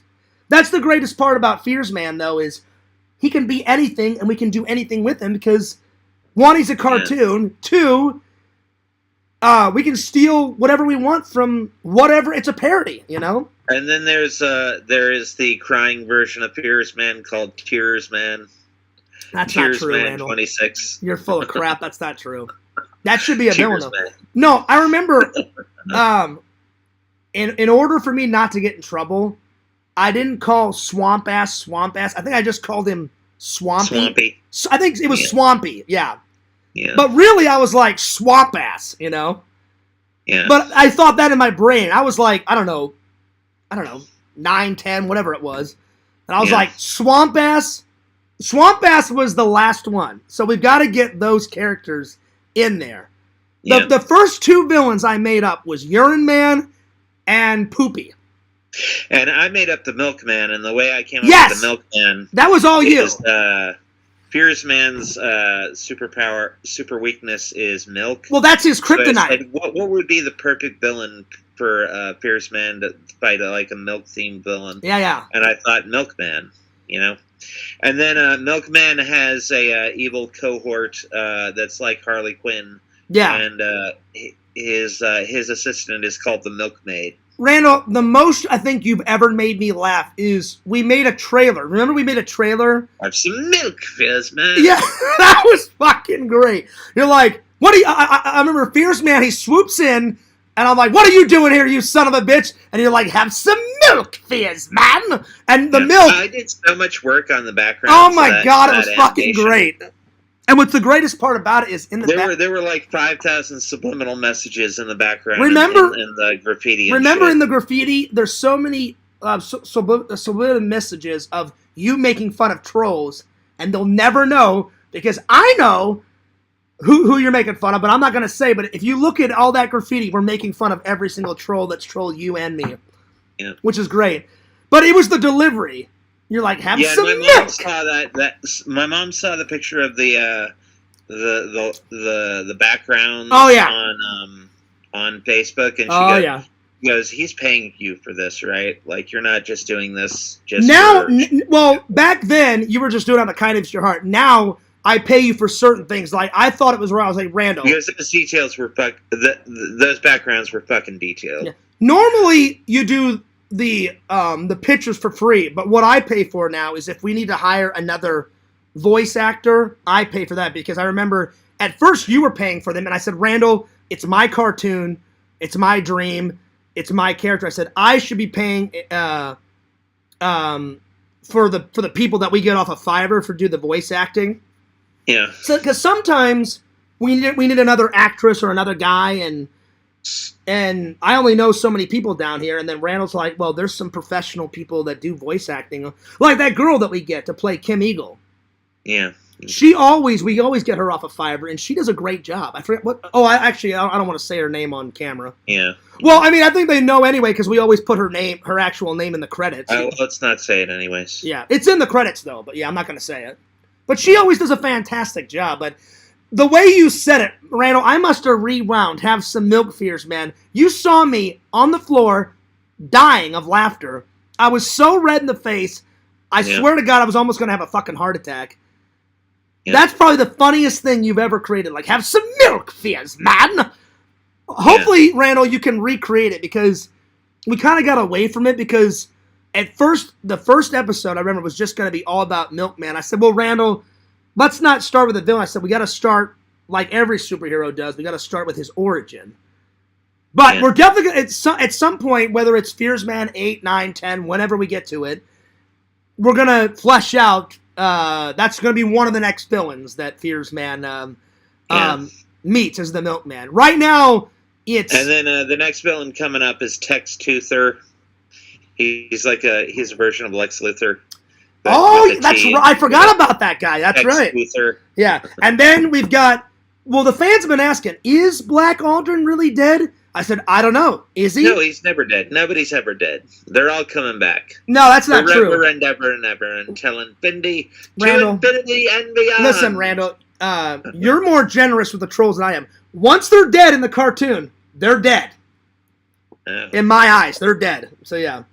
But I just thought it'd be so great. Remember we thought about Black Aldrin at the last waking moment. We had him, but the thing that we thought about at the last waking moment, was it me or you that called and said, Fears, we should have an ending after credits shot where the yellow block comes across? Well, the after credit thing has been a thing since part 1. Well, no, I meant we didn't remember we didn't have his eyes opening up and being yellow. So did I create that or did you at the end? I don't remember. But someone said, Randall, we'll make everybody think that we killed him. And then, just like a great after credit, we put a little twist on there. So, his eyes open up, they're yellow, and then you did one of the most greatest evil laughs of all time, which was fantastic. It was amazing. I loved it. Yep. So, we haven't killed him yet, but at some point we'll kill Black Aldrin off. But yeah. It was your idea to make him kind of look like the Emperor, because we don't know what Black Aldrin looks like. Yeah. So, well, I actually talked to Black Aldrin. He's actually a very good-looking dude. Kind of looks like Brad Pitt. Wow. He's got like six-pack abs. Randall, be honest. It's pretty interesting. I did some research. Apparently, he was all buddy-buddy with Quentin and all those other idiots in the Mockingbird, and then something happened. You know, Raz hang on, Randall. Have dropped off the radar. Hang on, Randall. So, they were buddy-buddy. Him and Quentin were buddy-buddy, and Black Aldrin was all buddy-buddy. And then someone pissed him off, and apparently he killed the first Mockingbird. That's what I heard. And then they made a new Mockingbird, like Mockingbird 2.0, and now the Mockingbird is back. But he got pissed and was like, fuck all you guys, I'm destroying the Mockingbird. And then they never let him come back into the new Mockingbird, and now he's gone. So they don't actually care that we kill Black Aldrin. Well, I mean, has Black Aldrin said anything in the last few years? He's dropped off the radar. Never. I've always like Raz. I would almost say he was Raz because I don't think he was Raz. Raz dropped off the radar too. Well, I'm actually kind of one day he was gone. I'm actually kind of proud of Raz. Like, even though me and Raz didn't get along, we got along sometimes. And after he left, I basically took over his YouTube community. So now it's my YouTube community. I do the most streaming. I'd say I'm the head of the community, and he basically gave it to me on a silver platter, and then he was doing drugs and stuff, but he got his life together, and now he's got a beautiful... Someone a couple of years ago posted a picture in the Discord, and I'm very proud of him. He's got a son, he's got a beautiful wife, and I don't know what type of job he does, but he cleaned up his life. He doesn't do drugs anymore. He got a job, and I guess he just gave up YouTube, but I'm like, at least he gave it up for the right reason. He loves his family, and I commend him. Yeah. So even though me and him didn't get along a lot, we got along sometimes. But I have no regrets. If he ever came back and was like, hey, Fears, how you doing? I'd be like, hey, man, I'm still crushing cans. I took care of your YouTube community. We're still rocking. We're still rolling. So yeah. All right, Randall. Well, I'm gonna get back to my show, buddy. All right, I'll talk to you later. But it was good to hang out with you. But as far Tears for Fears, man, yeah. But Tears, man. But as far as the convention, I'm in. But you know me and my memory. You're gonna have to keep reminding me. And thank God it's on a weekend, so I don't have to take off work and deal with any of that bullshit and all that crap. And we'll just buy the tickets a couple days before. All right. So yeah. And how much were the tickets? I think it's like 35 for 18th and 45 for the 19th. Let's just do the 2 days. They should have on the website. Yeah. It should be like. I'm not going to go on the 17th because she's not going to be there on the 17th. Yeah. So let's just go the 2 days, and they should have like a 2-day combo because that's usually how conventions work. Anytime I went to like Wizard World in Missouri, they were like either you can pay one set fee and go 1 day, or you can pay for the entire fucking weekend. And I usually went for the entire weekend to get shitloads of footage. Yeah. So it'll be nice to go to a 2-day con because I haven't went to a 2-day con in quite a while. But yeah, we'll drive down there. So it's in Lakeland? Yeah, it's in Lakeland. I've drove through Lakeland, but I don't think I've ever went to a convention in Lakeland because I don't think Jeff's ever done a toy con in Lakeland. If he has, I've forgotten about it, but it's been a minute. It's been a while. Yeah. And this ain't a toy con. This is like a full-fledged Comic-Con. So it's been a while since I've been to a Comic-Con. It's gonna be, but yeah. Yeah.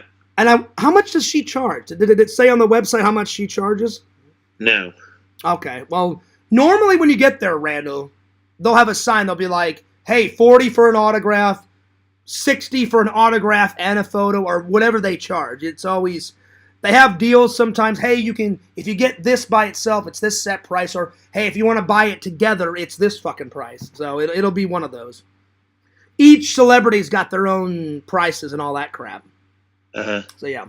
All right, buddy. Okay. Well, I'm looking forward to it because, one, I'm looking forward to it for 3 reasons. One, we haven't had a buddy hangout in quite a while.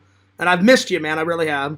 And 2, you finally get to meet one of your ladies, Mrs. Amy Jo Johnson. Yeah. And 3, you haven't been in a vlog in forever, dude.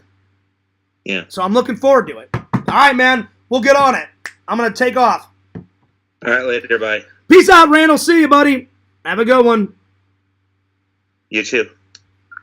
All right. That was Randall. That was good.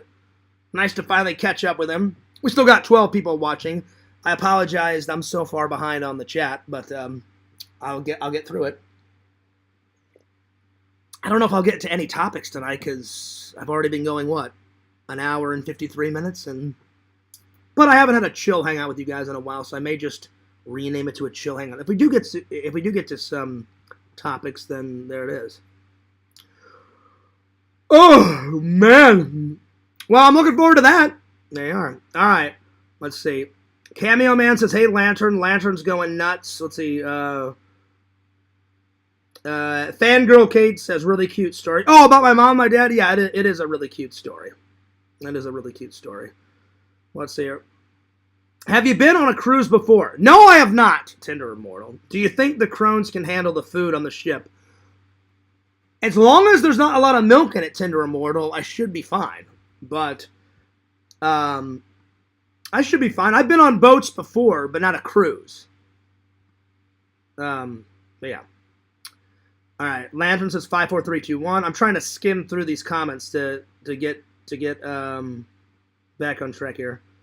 I did a Disney cruise. It was a lot of fun. Oh, did you, Kate? Nice. Now, Kate, if you're still there, tell me, where did they take you on the cruise? Because I'm kind of curious. Because I don't remember where they took Eric and his wife, Erin. Because I have done a Disney cruise before. I just don't remember where. I know Eric told me they stopped at a bunch of places, but I don't remember really where they stopped because I can't fucking remember. But, yeah, let me know, Kate. That'd be cool. That'd be cool.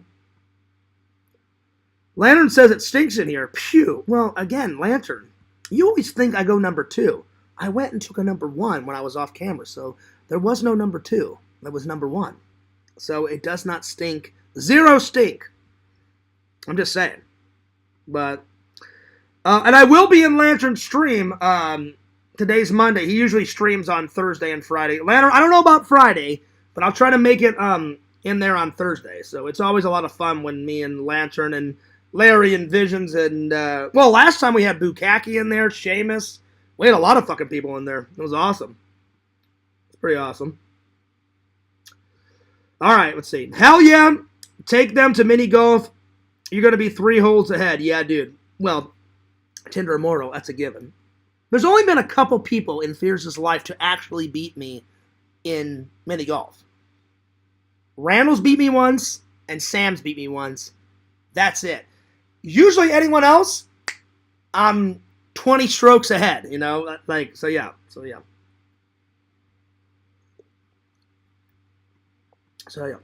So Lantern, I don't know if you heard, I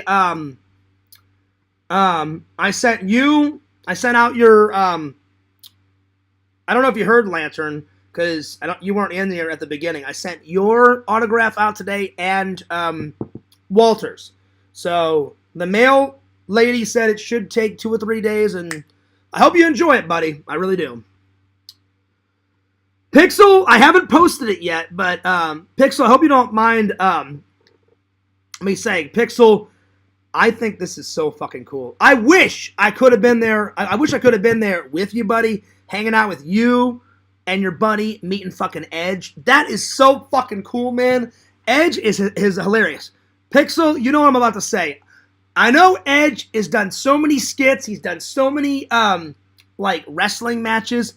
The best thing he ever created was him and his buddy in that birthday party skit, him annoying the fuck out of Triple H and Stephanie McMahon and Kurt Angle. And they're like, play the little fucking thing on the kazoo, and then like Triple H is like, get out! And he's like, oh, come on, man, I can play your music. And he's like, do-do-do-do-do-do-do-do-do. And then like Edge is like, it's my time! And then like Triple H is like, get the hell out of here! And he like literally grabs him by the back of his neck and throws Edge and I don't know who the other fucking guy is. Who's the other fucking guy, Pixel, that's sitting right next to Edge? You know who he is. He's got the big fucking glasses on in the skit. And Stephanie and Kurt and Triple H are sitting on another couch. Then it's Edge and that other fucking dorky guy sitting right next to him. That is the best skit Edge has ever done. And I've never cracked up more about Edge. Ugh. And I was like, fuck, man. I'm like, Pixel meets all these fucking epic guys. And Edge, he had the goatee. He looked in amazing shape because I know he took a break for quite a while because I think he got hurt or something. Pixel, you know more about wrestling than me, but I know he got hurt or something. And then he was just doing like movies and he did some promotional cuts and shit for wrestling. But now he made a comeback. You know, good for him. So hell yeah. But I am going to post that video that you put in the Discord. Don't worry, buddy. It's just that fucking epic. I swear I'm going to say my friend Pixel meets Edge. Because I'm going to give you total credit because it's not my video. So I'm just throwing it out there right now. It's not my video. It's fucking Pixel's video. But Pixel gave me permission. It's that fucking cool. You see Edge come up. Pixel's filming behind the camera. And he goes right up to Pixel's friend. Pixel's friend says, hey, can you sign this? Edge is like, oh yeah, signs it. And then he kind of mumbles something, Pixel, like, hey, that's a cool poster or some shit. And I was like, oh my God, they fucking met Edge. That is so fucking cool, man. I wish I could have met Edge, man. He seems like a cool guy. And you said he is a cool guy. And then you said you shut off the camera, got a photo with him, Pixel. And I was like, that's fucking rad, man. It's so fucking cool. So yeah. I never got to meet a wrestler. I would love to meet Stone Cold Steve Austin, Mr. McMahon, or The Rock. Those are like 3 of my favorites. I'd love to meet Hulk Hogan someday because he actually lives down here. But any one of those 4 or 5 I would love. But Pixel, that's fucking cool, man. That's fucking cool you got to meet him. So I haven't uploaded it yet, but it's coming. Anyway, let's see here. Let's see. Tinder Immortal says, LOL. 86,000 boxes tonight. No, I actually don't know how many boxes tonight, Pixel, because my boss hasn't texted me yet. it's still kind of early. He usually texts me close to when I'm coming in to tell me how many boxes. So normally, if we have a lot, he'll text me early and say, hey, Fears, it's going to be a big night. So the more later it gets, that means I know we'll have a light night. So if he doesn't text me by 10, 11, whatever, then I know it's going to be a light night. So we'll see after I get done with the stream, because I don't have to be at work until 4 tonight. So hell yeah. So let's see. What's up, Biscuit? I'm trying to catch up with the chat here. Weekend stream. I had to go to my settings, y'all, and your name was there. Let's see, LOL. I'm trying to skim through this. Let's see. Lantern says yep. Vision says yep. Pixel says yep. What's up, Bo Seamus? Bo Seamus says yep. By the way, I got to meet Bo Seamus a few days ago. Nice guy. Cool guy. Seamus, it was cool hanging out with you. I'll be honest, you were kind of freaking me out on some responses, but for the most part, you were a pretty cool guy. I appreciate you watching. Would love a fan letter from you, buddy, so send a fan letter. Got to meet Bukaki not in the flesh, but his voice, so both Bukaki and Seamus, sometimes they freak me out with their responses, but for the most part, pretty cool guys, and we had a lot of laughs, and they love those belly button videos just as much as Museum, I'm telling you that much. Oh, yeah. So Lantern, not shy, of the belly button videos. I just look and laugh. I don't really understand the belly button videos, but as long as they're having a good time, and, oh, God, Lantern, I don't know. Who likes belly button videos more, you or Museum? I don't know. That's a hard guess, buddy. Museum is obsessed with belly button videos, but so are you. So I would say both. I mean, you guys go fucking nuts on those belly button videos, you know? Whether it's a guy belly button or a girl belly button, you guys are all about it. So there it is. I don't know what to tell you. I really don't. It's belly button videos all the time at Lantern Stream. And I just sit there and I fucking laugh. I laugh my ass off. Lantern shits his ass off, usually. And then we laugh. So I laugh my ass off. And then he's either farting, puking, shitting, watching belly button videos, going fucking nuts, going ballistic. And I'm like, well, there it is. That made me laugh. I'm sorry. There it is. Oh, Lord. Let's see.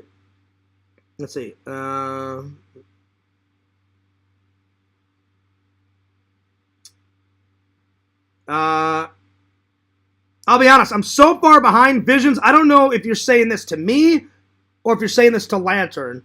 You said relationship has prolapsed. I don't know what you mean. Like, is that towards me or towards Lantern or what? Let me know. I'm trying to catch up. I really am. Tinder Mortal says, oh my God, I forgot I watched that video on FearsMan26 when you went on like that live. Black guy talking show is Fearsman and pull that up. Flying in the air was cool. You mean the very first one, Tinder Mortal? The very first one that Randall made. I don't know what you're talking about, a black guy, but the very first time we saw Fearsman flying was when Randall made the trailer.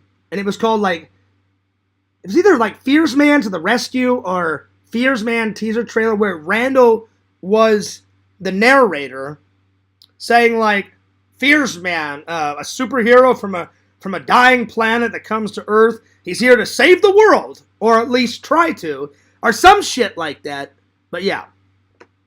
So, something. But yeah. Let's see. Vision says, tears for Fearsman. Well, you got that from Randall, Visions.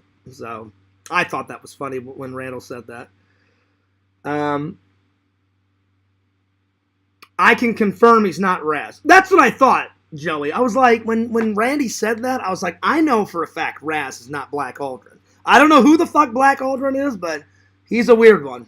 I'm glad he's not around anymore. I always wondered what Black Aldrin thinks of him in the Fearsman cartoon. Does he like it? Does he not like it? Does he care? Does he not care? He probably doesn't care, but it is what it is. So, yeah. Oh, thanks, Mr. Lantern, for that super chat. Nice. 1 million. Hell yeah. Vision says, Hell yeah, Mr. Lantern. How was the mall? I didn't go to the mall, Visions. I don't know what you're on about. I went to the store, but I did not go to the mall. So, I don't know if that was directed towards me or somebody else because I'm so far behind. I'm trying to catch up here. Let's see here. How is Fury Road? Oh God, Visions, you're gonna hate me, man. I still have not watched it. Whenever I was sick, I just watched old episodes of The $6 Million Man because I was so sick I didn't even get off the couch. The only time I got off the couch was to shit or to puke. So I just kept watching old episodes of The $6 Million Man. I've been kind of on a kick. I promise you, I'm gonna get to it soon. I promise you. I knew you were gonna ask about it. It's still here. I still got it. I haven't even got to this or this, but it's coming. And then once I get done with this, I'm on the second season. So I got to finish this because I've never watched that all the way through. I've came close. And then after I finish these, I'm going to get on a little bit of Halle Berry. A little bit of Halle Berry, Never Let Go. Because I read online it was supposed to be a really good horror movie, so this is going to be a future review. So hell yeah. But it's on the way, I promise. I promise. I'm a man of my word. Joey says, I think I could beat you in mini golf. Not a chance, Joey. I am the miniature golf master. So Joey, the next time you and your lady come to Florida, whenever that is, we gotta vlog it, man. We gotta vlog it. Joey has never been on a vlog. And now that we're cool with each other, Joey, which I appreciate your apology and everything was cool. I'll be honest, I was that close to decking you in the face when you showed up. Thank God I didn't, but I was that close. Because I opened that door quick. But I'm glad I didn't. But I was about 2 minutes away. Maybe not even 2 minutes, but I was close. But we should totally vlog it, Joey, the next time you're in town. So I know you and your girlfriend watch together because I know Visions and his girlfriend watch together. So if you come by yourself, because I know you said you and her were visiting family or some shit, and then you stopped by my house because I did invite you. I technically did. I was like, you don't have the balls to show up, you motherfucker! You'll never show up! And in fact, he did show up. And I was like, oh yeah? You showed up? Well, let's do it, man!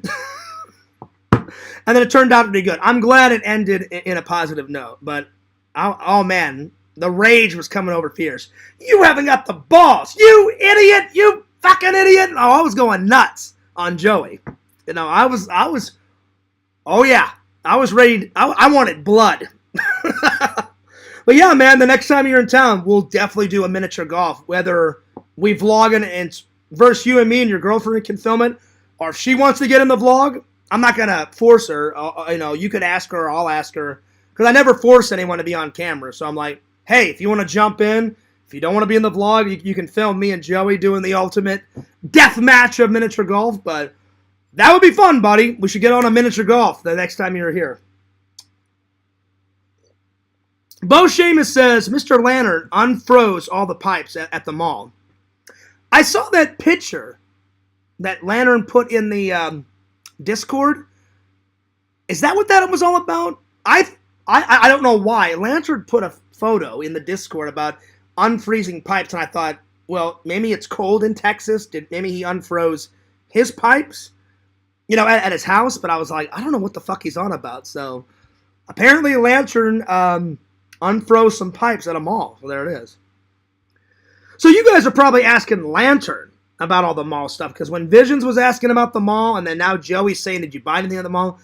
I was like, I never went to a mall, so that probably wasn't directed towards me. It was directed towards Lantern. So there we are. There it is. It makes more sense now. Lantern, what's your best bowling score? I'm kind of curious too. Mine's 160. Visions, remember you told me, what is your highest bowling score? I remember I think Larry told me his was, it was 2 something. It was like 220, I think, 230. I mean, it was up there. It blew my score out of the fucking water. But your score was 2 something too. I hope that I beat my score one day. Again, I don't care even if it's by 1 point. 161. I'd be content with it. I've never been able to get over 160. I've always wanted to, though. So, yeah. Lantern says my score was around 100, 200 visions. That's cool. See, even Lantern's score is better than mine. So, there you go. Let's see. Mr. Lantern, remember when you slam dunked the winning basket at the championship game? Oh, nice. Lantern, I didn't even know you played basketball. That's what's up. That's what's up. I'd kick Mr. Lantern's ass in bowling. There you go. There you go.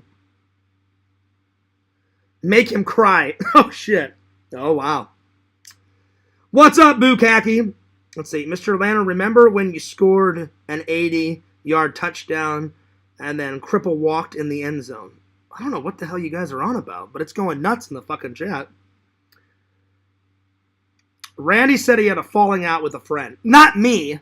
It was somebody else. I remember what Randy was talking about. I don't remember the guy's name, but Randy used to be some guy's friend, and he used to do a lot of random voices for us in the background, and I don't know what the fuck happened, but him and his friend got into some argument, and now they're not friends anymore. So me and Randall are still friends, but he had a falling out with some guy, not me. It was, you know. So, yeah. It's you dressed as Fears Man on a talk show. Oh! That was during film school, Tinder Immortal. I think, you know what? That is. You're right. That's the first time we saw Fears Man. It was live action. We did kind of like a cheesy, for a project, we did a cheesy version of like Saturday Night Live, and my friend Mike was the host. Yes, I remember. I don't think I've unprivated that video yet, because I'm still going through and organizing all my videos. But I remember I flew through the air and they had me on a background, and how we did that is they had a green screen. I laid flat on my stomach. The director said, Fierce, put your fist out like this. And somebody off camera took my cape, went like that, shaked the cape, so the cape was flapping like this, and then I don't know who, one of my classmates made clouds move in the background like I was flying. And so that's the only time on film that I've got to be Fears Man in a live action. It's still on Fears Man. It's probably just hidden. I need to unprivate it. It sucks. I don't understand why you just can't highlight and say, I want to put all these videos from private to public. You have to go in there fucking one at a time, and it's driving me nuts. So every night, for the last couple of nights before I go to work, I'll do like 20 or 30, unprivate them all, put them in playlists to organize them, and eventually I'll finish. But I forgot how many. I have well over 1,000 videos on Fears Man. Way more content than Fears Vlogs, because Fears Man 26 has been around longer than Fears Vlogs. So yeah. But I do remember that now. Thank you for refreshing my memory, Tinder Immortal. Okay, let's see here. Let's see. Cameo Man says, Yag Zoom, he was really rude and obnoxious to some of my other friends. There you go. So Cameo Man was telling you what happened, Visions. Sorry to hear that, Randy. Let's see. That was part of our class project in TV productions at Collins. Yeah, I remember it, Randy. I remember it. That class was fun, because before I came on and did my little skit, there was we had some other guest, and and I don't know if you guys remember. I'm old, so you guys remember Hacky Sack? One guy in our class was a master hacky sack guy, and I think he was like the act of the show. And then I remember Mike saying, "Oh, in just a few minutes, we're gonna have our first guest in the show, Fears Man. He's the ultimate superhero. He's here to save the world, or at least try to." And some of the show I lost because my brick of a hard drive crashed, and I've told you guys about that. But I saved most of the show, and what I saved, I uploaded, and that was my portion of the interview. So thank God I lost the hacky sack guy portion of the show, and thank God, God, I don't know if it was fate or destiny, but my hard drive saved. They saved Fierce Man, so cheers for that. Yeah. At first, I didn't know what the hell you were on about, Tinder Immortal. Don't worry, I'm planning to unprivate everything. It's just going to take me forever to unprivate well over 1,000 videos. You guys can thank Idiot Fears blog guy or whatever the fuck his name is. But I don't want to make fun of him too much because he hasn't uploaded a video in a while, thank God. And I don't want any more drama. But because of him, I had to close my fucking account and hide it, and then I have to unprivate it. But I'm kind of glad it happened because I took a break from the main channel and I got to upload a lot of stuff that I've been wanting to upload on Fears Vlogs. Now I get to organize all my content on Fears Man, which I should have did fucking ages ago, you know? So yeah. Alright, let's see. Thanks for the info, Randy. That was cool content. Hell yeah. Vision says, mine is something like 238. I thought it was 228, but I'm pretty sure it's 238. I played like 35 games that day. See, there you go. Visions. I would dream to have a bowling score of 238. So you're closer to Larry's score. Because remember, it was like, I don't know, a couple of months ago, we were in I think we were talking about it on one of Lantern's shows. I don't know which one, but either I brought up bowling or you did or Larry. And I remember it for sure. Larry went first and said, I asked Larry, I said, Larry, what's your fucking score? And he was like, oh, my score is such and such. And I said, Visions, what about you? You said it. And I just couldn't remember yours and Larry's. But both of you guys were in the 230 range. And then you got fucking Fears. Oh, yeah, my score is 160. It's crap. It's garbage. I wish my bowling score was 230. Hell, I would even be content with 200. But I've never gotten past 160. And I've tried, so much. Anytime I go back into town and me and my friends do Ultimate Bowling Guys Night, I always try to not only beat Jonathan. Jonathan is like a fucking pro at bowling. I've only beat him like maybe once, maybe twice. Bowling's just not my game. Miniature golf's my fucking game, but not bowling. But there it is. You can't be good at everything. But that's good. 238's fucking fantastic. Whatever Larry's is, I don't even remember. Larry said 230, 240 something. The next time we're in a Lantern show, I'm gonna ask Larry because I don't remember what he said. But maybe you know, Visions. But that's good. 238's that's a good bowling score for sure, dude. Let's see here. Yo, what's up, Larry? Good to see you, man. Well, Larry, maybe you can tell us. Larry, what is your bowling score? I cannot remember what you said. Hopefully you know what I'm talking about. So, yeah.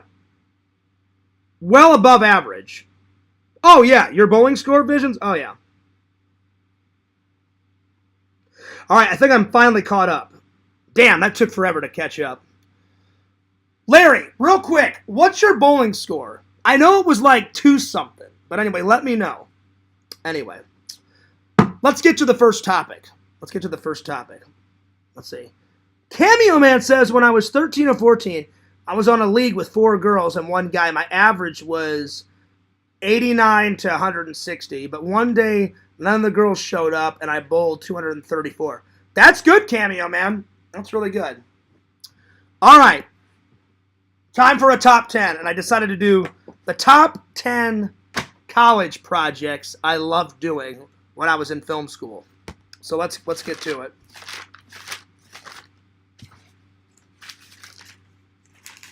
All right. Let's see if I can remember all the names. If I can't remember the names, I'm just going to describe the projects to you. So top 10 college projects. Number 1, definitely 5150, our short film. That was great. So 5150. That was the. I didn't name it. I think the director named it that, and I can't remember why, but it was supposed to be like a action adventure sci-fi, like buddy cop movie, and it was a really cool script. I'm honored I got to work on it. I was in charge of props.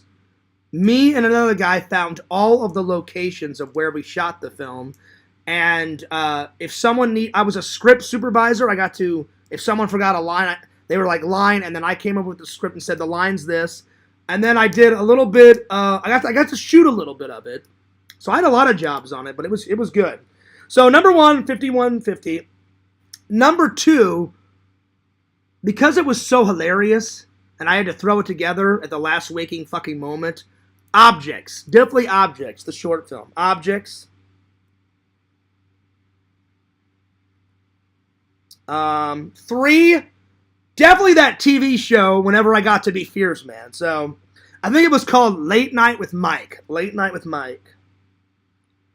And my buddy Mike was the host, and he did a superb fucking job. It was fucking amazing. So, Late Night. Let's see. Late Night with Mike / Fears Man, because I was the biggest guest on there. Number 4, me and Mike made a short film.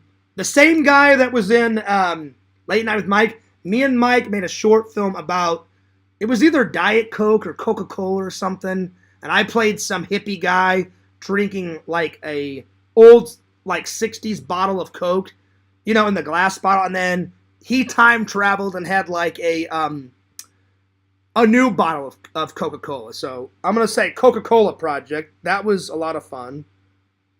And actually, that wasn't even my project. I got to help Mike with it, and he was like, hey, Fears, if you want to put it on your demo reel since you're in it. And I was like, oh, hell yeah, Mike, we did it together. So I'm like, it's both of our projects. So Coca-Cola project. The short film, I forgot the name of it, but it's on there. We shot another short film, all green screen, and it was a time travel project where some guy traveled to like the Amazon rainforest, and he went through this portal, and it made him go into the future. And the whole short film was shot in front of a green screen. I don't remember that, but I don't remember the name of it, but I'm just going to call it the green screen short film because the whole thing is shot on a green screen. I don't remember the name. It's on Fearsman 26 somewhere. But I got to shoot. I wasn't in it. I got to shoot a lot of the not every single shot, but I got to shoot a lot of the shots. So green screen short film. That's not true, Randall. Give Me a Keg of Beer was not during film school. Me, Mike, and Jonathan shot Give Me a Keg of Beer after film school, buddy. I wish I would have known Jonathan and Mike in film school. But yeah. Let's see here. What's up, Larry? That's not a joke. That actually, let's see. Oh, I know you weren't joking around. That's a good average, though, Randall, to have. Is it, Larry? Everything got closed? So, Larry, because of the snow, were you allowed to go to work, or were you not? Were you not allowed to go to work because of all the snow or whatever? And then, Larry, what's your average? What's your bowling average? Can you tell me? I forgot how much it was. What's your average, Larry? Let me know. Okay, so green screen short film was number 5. I can't remember the name of that short film. It's on my YouTube, the name of it. I can't remember it. Let's see. Number 6, probably making my demo reel. Making my demo reel was a good project, so demo reel. And I believe my demo reel is on Fears Man. Demo reel, and then, what was another project? There was another Coca-Cola short film where my friend had the James Bond music in the background. So there was another Coca-Cola commercial that I was in. I did a cameo right at the very beginning of it. Here's Randall. Randall. Lord Pierce, hey, I wasn't talking about my average. I was saying 5150 is the police code for a mental patient on the loose. Oh, and Larry was like, gave me a smiley face, thought I was joking, and I was like, "That's not a joke. That's actually that was the name. That was the name of the short film. I forgot why the director named it that because I said it because it's a police code for a mental patient on the loose. Yeah, and it was you weren't in it, Randall. You got your project was. Remember you did the Western video. Yes. Because we had a couple of classes together, but the closer we got to graduation, you were a little bit farther ahead than I was, but we. Yeah, I just wanted to tell you that's what I was talking about. No, I appreciate it. My average was a joke. No, I appreciate it because I knew it had something to do with a cop police code because our short film was about it was set not in the future, but the not too distant future. And it was a sci-fi action adventure like buddy cop film where the two cops found out that the killer was killing people and stealing their organs and selling them on the black market or some shit like that. Yeah. And he was stealing their keyboards and their organs and their drum sets. Yeah, it was pretty cool. Yeah. All right, buddy, I'm going to get back to it because I'm fine. All right, later, bye. I'm finally back to the chat. So, yeah. Later, buddy. All right, bye. Well, thanks for the assist, Randall. So, yeah. Let's see here. Let's see. Bo Seamus, Randy's bowling average is equal to a mental patient on the loose. Oh, shit. You know what? That was a low blow, Seamus. I'm going to delete that comment. Don't say that about Randy. He's a good friend. That's a low blow. But, Larry, what is your bowling score? I cannot fucking remember. Either, Larry, tell me now or tell me the next time we're in Lantern Show. All right, let me get back to this. So, Coca-Cola commercial 2, where I did a cameo.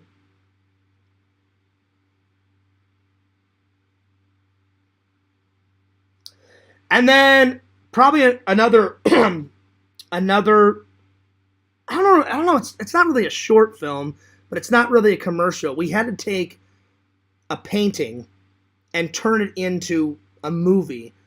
And I remember I did a cameo where I'm playing a bartender, and I offered a girl a drink, and then I gave a drink to two guys, and then the camera cut to the right, and as it cut to the right, it had two guys dressed up in like old Western clothes, and then the director put the painting, it transformed the two life guys into the painting.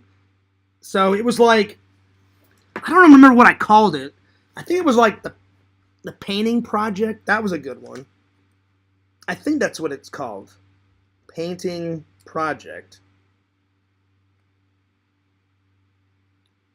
Speaking of projects, anything I painted in film school, I loved that. So I'm going to say all the artwork that I painted. Because senior year, I was way ahead, and they were like, you can take whatever class you want. You're ready to go for graduation. I was like, sweet. And I took every single type of painting class that I could. So I'm going to put painting artwork. That's for number 9. And then number 10, I remember we did some commercial about a sandwich or some shit. So I don't remember what it was called, but the sandwich commercial that we did was pretty cool. And all these are on my Fears Man 26 thing. There it is. I'll be back. I need to use the restroom. I'll tell you next time. All right, Larry, sounds good. I didn't mean to put you on the spot. I was just kind of curious because Lantern told me his score. Visions told me his score. I told my score. So did Randall, but I just could not fucking remember yours. But I apologize, buddy. All right, I'll be right back.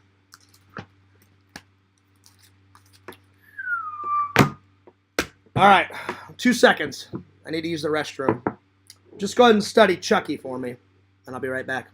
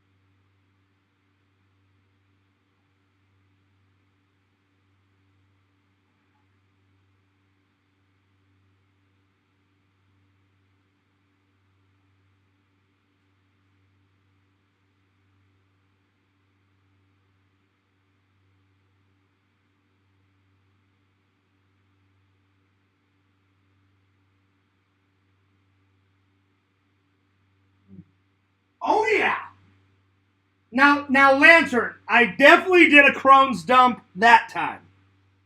So this time, I definitely did a Crohn's dump like no other Crohn's dump. So, Lantern, I definitely did a Crohn's dump this time. But the one before was just number one. This time, it was definitely a Crohn's dump. And I was Crohn'sing. I was definitely a Crohn'sing it up. All right. All right, let's see. Let me get back to the chat. Man, oh man, oh man, oh man. Oh wow, Lantern! Look what Visions is doing. He's doing your job. Vision says pew. You are correct, Visions. It was definitely pew. But then Lantern jumps in and says 5, 4, 3, 2, 1. There you go, Lantern. Way to go. Way to go, buddy. Way to go. It stinks in here again. Well, it only stinks this time. Because last time it was a number one. This time, Lantern, it definitely was pew. So there it is. Vision says, damn! That is a classic Lantern quote. And you know what, Lantern? I didn't put that on your autograph, but, well, I don't even know if I should tell you what I put on there. Lantern, I put something about your personality and something about your show on your autograph. You're going to love it. But I wish I would have put, damn! But I put one of my quotes. I think I put bung to the chung or some bullshit. And then I put one of your things from your show, buddy. So you're going to love it. I hope you enjoy the autograph. Plus, I filmed myself filling them out. One for Lantern and one for Walter. So that'll be in the vlog, a future vlog. And I'm not going to upload that until they both get it. So, but you guys will see me filling them out. And I haven't signed a lot of autographs. But whenever I do, it's always an honor. I've gave one to Lantern, Walter, the Dude, Yakov, Visions, Matthew, the guy from Toyman that gave me the 2 Ghostbuster VHS tapes. I've gave him an autograph. You know what? I don't think I thought I gave one to Chicken Wizard, but no. I took a photo with him. Because me and Chicken Wizard have hung out twice in real life. But I don't think I've ever gave him an autograph. But Chicken Wizard, if you want an autograph, let me know. I'd say I've given the most autographs to Visions. I gave him the first top 10 book ever, stickers, some stuff from Atomic Horror since he likes horror. I like horror. By the way, Visions, what are you going to do with those stickers, buddy? Let me know. Put the Friday the 13th magnet on your fridge with all your other magnets. Because I remember you saying, I don't know if it was magnets or you said you have stickers on your fridge. I couldn't remember, but be sure to put the Friday the 13th on your fridge, buddy. And what else? Oh, I gave Visions 2 autographs. And then me and Randall gave him 2 autograph, not paintings, but 2 autograph. Me and Randall both signed 2 Lord Randall drawing stream drawings. We actually saved them. I put them in a little tub, mailed them off, and I said, Randall, before I send them off to Visions, you sign your name, I send them out. We sent one, and then I think it was Randall's idea, Visions, to send you another one. So I think the most autographs I've ever given someone is my buddy Visions. But happy to do it, my friend. Happy to give anyone an autograph. It's always a pleasure. It's always a joy. So yeah. Lantern, would fear stink up the whole mall? I don't know about the whole mall, Visions, but if I was in a mall, I definitely have stunk up the men's bathroom before. I'm being honest. But not the whole mall. My Crohn's isn't that bad. It's bad, but not that bad. So yeah. But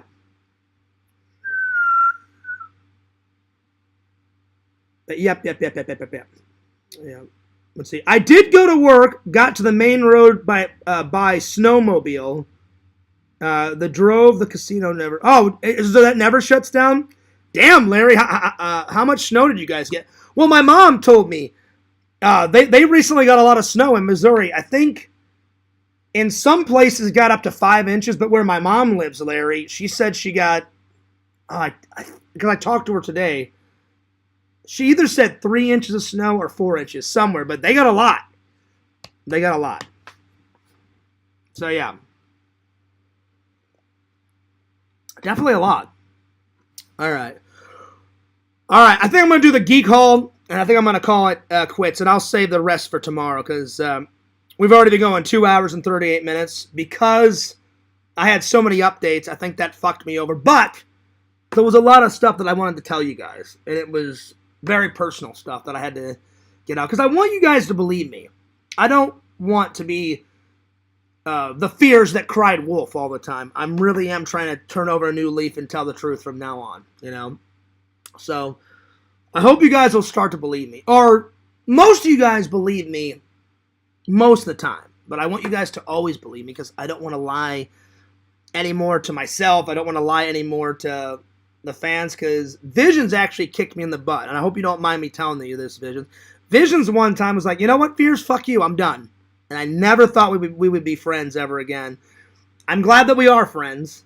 And I'm really going to try not to lie anymore. To anyone. To myself. To you guys. To my brother. Anybody. You know, I would rather tell the truth and say, hey, this is what really happened. Let alone me just making up some bullshit. Because I got a lot of shit. One of the most dumbest things I've done ever on camera was make up fake fan mail. Hey, check it out, I got fan mail. And the funny thing about it is I made it up, and then, I don't know what, like 2 or 3 weeks later, whenever it was, I actually got some real mail, you know? And I was like, oh, fuck, Fears, why didn't you just wait 2 or 3 weeks or whenever it was? Now you look like a fucking idiot. Like, oh, I got fan mail when I really didn't, you know? Plus, I would rather have real fan mail, because it's really from a fan and not some made-up fucking bullshit, you know? So, I was kind of really upset. Not at you guys, I was upset about myself. So, yeah. I believe you. Your memory is bad, but I believe you. Well, I appreciate that, Larry. But see, from now on, when I tell you guys a story, I'm going to say, if I tell you guys, hey, I remember the whole story, this is exactly how it goes, then I'll tell you the whole story. If I can't remember the whole story and only remember bits and pieces of it because of my bad memory, I'll tell you guys, I'll tell you what I remember, and these are the bits of the story that I remember. You know? Because a lot of people think I lie about the stories, and I'm like, I'm not. If I'm telling a story from 12 fucking years ago, you know, I'm not changing the story. I'm like, I don't remember all of it, but I remember bits of it. So I like to tell you guys the story, but I'm like, well, I can't remember all of it, so I'm just going to tell them the bits that I 100% know. So, yeah. But, yeah. So, yeah. All right. But, because sometimes, like, when I'm in the Discord, like, recently, around Christmas, I'm not going to retell the story. Something happened, and I swear on my fucking life it happened. And a lot of people were like, this is hard to believe. And I'm like, I don't know what else to say. I'm telling the truth. Because I didn't get it on film, I wish I would have just pulled out my fucking phone. But I didn't even think about it. I was tired, and I was just shopping, and I was getting all my Christmas shopping done, and I'm just like, oh, whatever. I wish I would have filmed it. So if it happens again next Christmas, I definitely will fucking film it. And I'm getting this out of the way. I'm done. All the berries are gone. I just bought a shitload of vegetables because Walter told me, yeah, Fierce, even though fruit is good, they have a lot of sugar in fruit. So I bought a lot more vegetables than fruit to have a healthy snack because I ran for a good 35 minutes on the treadmill today. It felt fucking great. So yeah.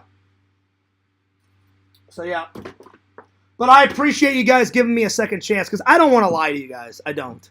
Because that just makes me look like a fucking idiot. And you're like, well, we want to believe Fears, but he's lying about this and lying about that. I don't want to do that anymore. You know? I just get self-conscious sometimes. And I'm like, oh, they won't find out. I'll just lie about this. Why? Why are you doing that, Fears? That's so fucking stupid. And I say that. Like, I'll say it like an hour or two after it happens. And I'm like, you should have just told the truth, Fears. Plus, you don't want your fans to hate you. I love my fans. I'm like, why are you lying to them? Just be honest. Don't fucking lie. You know? So I'm trying to I'm trying to turn over a new leaf. So, I really hope you guys believe me. And I learned my lesson. I think I told this to Visions and Larry. I told this to Visions and Larry. I was like, I will never make the mistake ever of making up fake fan mail. Whenever I get real mail, that's when I'll read it or unbox it or whatever you guys send me. And I don't care what you send me. Send me whatever. Letters, Lego builds, Ghostbuster shit, whatever. I'll unbox it. I appreciate everything that real fans and loving and loyal fans, not troll bullshit. If I get troll bullshit, I'll just throw it away or just rip it up on camera like I usually do. Because I don't even give the troll mail a time of day. But if it's actual, like, hey, Fierce, I love your content. I love being a fan. I love and care about you, Fierce. I'm a loving and loyal fan. Hell yeah, I'll read it on camera. Why wouldn't I? Because you guys, I have the best fans ever. And even though I'm not like fucking Casey Neistat status or fucking Roman Atwood status with 15 point whatever fucking million he has, or I'm not even at Adam the Woo status, we have a nice small fan base. But we're getting there. We're getting there. I'm so close to 3,000 on the main channel. Let me look. Because I looked at it the other night. I'm like, oh shit. I'm only a couple hundred away from 3,000 on the main channel. And I'm like, oh shit. Check this out. On FearsMan26, even though I haven't uploaded anything recently in 4 months, just recently I started re-uploading shit. Not re-uploading, new uploads on Fearsman. Before, I was like at 2,700 and some change, and then since it's been, I think Fearsman's been back for a couple weeks now, I'm at 2,782. So yeah, so 2,782. I'm only a couple hundred away from 3,000 subscribers on the main channel. That's fucking amazing. I hope to get to 3,000 by the end of this year on the main channel. Fierce Vlogs, we still got a lot of work to do. We're close. We're close to 2,000 on the main channel. I'm sorry. We're close to 2,000, not on the main channel. Excuse me, I'm tired. We're close to 2,000 on Fierce Vlogs. On Fierce Vlogs, I have 1,578. So we're getting close. So we're only 500 away from 2,000. Almost like 400 and some change or whatever you want to call it. But we're close on both. We're close to 2,000 on Fierce Vlogs, and we're so close to 3,000 on the fucking main channel. So yeah, exciting times. Exciting times. I don't know how long it'll take to get to that, because that's another lesson I learned so long ago. Long ago, I bought 100 subs, and oh shit, I got so much crap for that. They didn't let me hear the fucking end of that for years. They finally stopped it, but I was like, 2 lessons I've learned. Never buy subs ever again, and I never have since then, and never make up fake fan mail. Holy shit, were those 2 lessons I learned, but I learned them quick, and that'll never fucking happen ever again. Excuse my language, but it's the truth. Fangirl Kate says, aw, it happens. I know it happens, but I don't want it to happen again, Kate, because I love my fans. And I try to get up the content as quickly as possible. So there it is. Alright. I think we'll do the nerd haul, we'll do the geek haul, and that'll be a good place to call it quits. We'll do all the other projects, this, and talk about the history of this tomorrow, and we'll get back on track. Alright, time for a nerd haul. We'll start with Goodwill first. I took a shitload of movies, DVDs that I don't need anymore, because I got rid of all the stuff that I accidentally bought duplicates of. Got rid of that. I got rid of all the fucking Big Bang Theory DVDs because my mom was generous and bought me the entire series on Blu-ray. I love you, Mom. Thank you, Mom. I appreciate it, Mom. And then I bought some gems. I'll be honest, though. They were kind of slacking on the Blu-ray gems. I'll be honest. I got a couple, but not a lot. So, yeah. The first one I got I've never heard of it. Something called Salt. But it's got sexy Angelina Jolie in it. I guess she plays like some super spy operative. Mrs. Salt, a trusted and loyal CIA operative. Oh, shit. She's on the attack and on the run when a Russian defector convinces her superiors that she's a double agent sent to assassinate the President of the United States. Dun, dun, dun. Well, there it is. Another Blu-ray. You know, for the collection. Okay, remember a couple of weeks ago, I got this. Well, guess what? Today I found the sequel. So, Pitch Perfect 1, Pitch Perfect 2. I'm telling you, this is more like a chick flick. They were slacking on the Blu-ray gems. I kid you not. But a gem is a gem. There we are.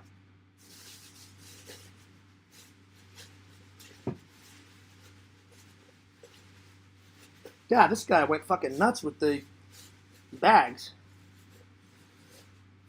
Booyah! A new coffee mug. The myth, the man, the legend, Jack Skellington on the front. One of the toys, you know, that he delivers that comes to life. And then, oh, we got Zero. Zero right there. Oh, yeah. But there's so many diseases in this fucking mug. Yeah, right. As always, I run it through the dishwasher like 20 fucking times because God knows who's drank out of this before me. I've already got enough stomach problems, so if Fears filled this up and went goon, 1, that'd be gross. 2, I'd probably have more stomach problems, so you guys won't see Fears drink out of this for about a week or 2 because I normally run it through the dishwasher like 20 times before it hits these lips. So there we are.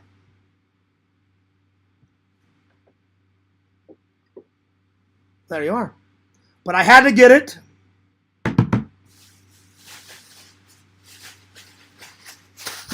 There it is. All right.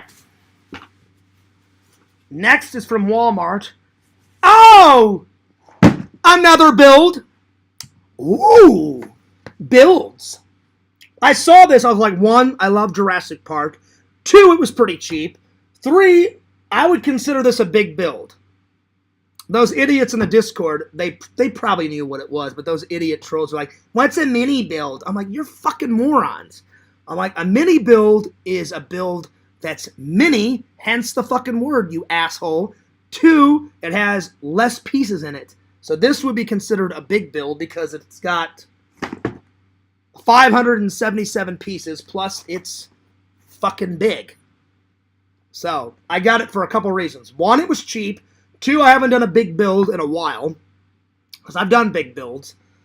3, it's Jurassic Park. And 4, it just looked cool, and I was like, I'm doing that one for sure. Because me and LC, we're friends, but we have different taste in build. He does almost every build, like it's Marvel or DC or Ninja Turtle. I do a lot of builds that mean a lot to me, or it's something from one of my favorite movies, and this is one of my favorite movies. I love Jurassic Park. So I thought that would be a good build. So it comes with the footprint and then the skull of Mr. Tyrannosaurus Rex here. Hell yeah.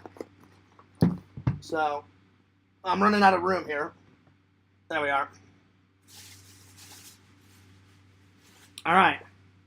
Because Valentine's Day is coming up, I got this for 2 reasons. 1, to celebrate Valentine's Day. 2, I love monster movies and horror movies. 3, it was just a cool, rad fucking shirt. Oh yeah! Look at that. A little bit of Bride of Frankenstein and a little bit of Frankenstein's monster. That's what I'm talking about. Oh yeah. There it is.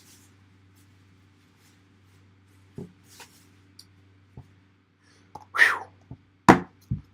An original. I don't know if you guys can see it. I'll read it though. It's very black. The original Blair Witch Project. I have all the sequels and the shitty remake, and I'm like, I don't know why you need to fucking remake the Blair Witch Project. The original is fucking classic, but I never had the original, so now I have the original. So there it is.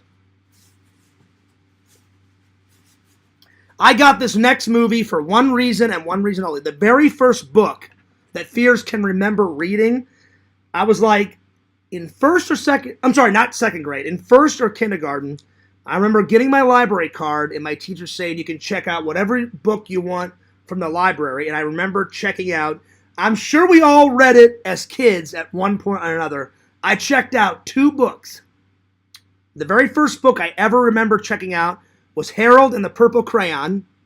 The second book was a book, it was like kind of like a biography book on Macaulay Culkin. And I read about his life and his filmography and his biography about his life. And it was a book about his movies and a book about his life. And like I said, I was in kindergarten or first grade, and I checked out those 2 books. Those are the first 2 books that I remember sitting down, remembering, reading. And so I didn't see it in theaters, but I thought I would give it a whirl. Harold and the Purple Crayon. So they took one of my favorite books as a kid and made it into a movie. I don't know. We'll see. We'll see if it's any good. If it's crap, then it'll just be another movie. But if it's good, I'll let you guys know. I never judge a book or a movie by its cover. I sit down, watch it. If it's good, I give it a 9 out of 10, 10 out of 10, and 8 out of 10. If it's crap, I'll be like, yeah, this is fucking shit garbage, 2 out of 10, blah, blah, blah. So there it is. I've never heard of this film, but it looked cool. So I don't know if this is an old 80s hilarious film or a 90s. I don't know, but it looks... It's either from the 80s or it's got those 80s vibes to it. But as soon as I saw it, I was like, that's definitely a horror movie or a thriller. And it looks interesting. And I was like, well, it sparked my my inspiration. So I'm curious what it is. So I got It Follows. I don't know what it's about, but It Follows. Apparently it's following this woman and she's looking through her mirror. And probably it's some fucking nutcase, some serial killer following her. So, well, we'll find out. We'll find out together what's it about. But It Follows. And apparently it's following her. So, something is following this chick right here. And will it kill her? I don't know. We'll find out. Will she overcome the evilness? I don't know. We'll find out. So, there it is. And there's the mini haul today. All right, I'm taking off, but hope you guys enjoyed the show. Always love hanging out with you guys. Always love chatting with you guys. Thanks for letting me chat and get all that crap off my chest for the first 10, 15 minutes of the show. Let's see. I get what you did there, though. You had to fake it to make it in the YouTube game. No, I disagree, Kate. I should have never faked fan mail. I appreciate you being nice, but I shouldn't have done that. That was kind of a low blow to me and to the fans. And I know for a while the fans were really pissed off at me. But I'm glad you get... The loving and loyal fans, they always come back through good times, bad times, horrible times, crazy times.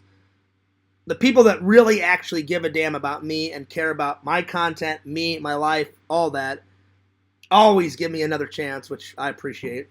Sometimes I don't deserve.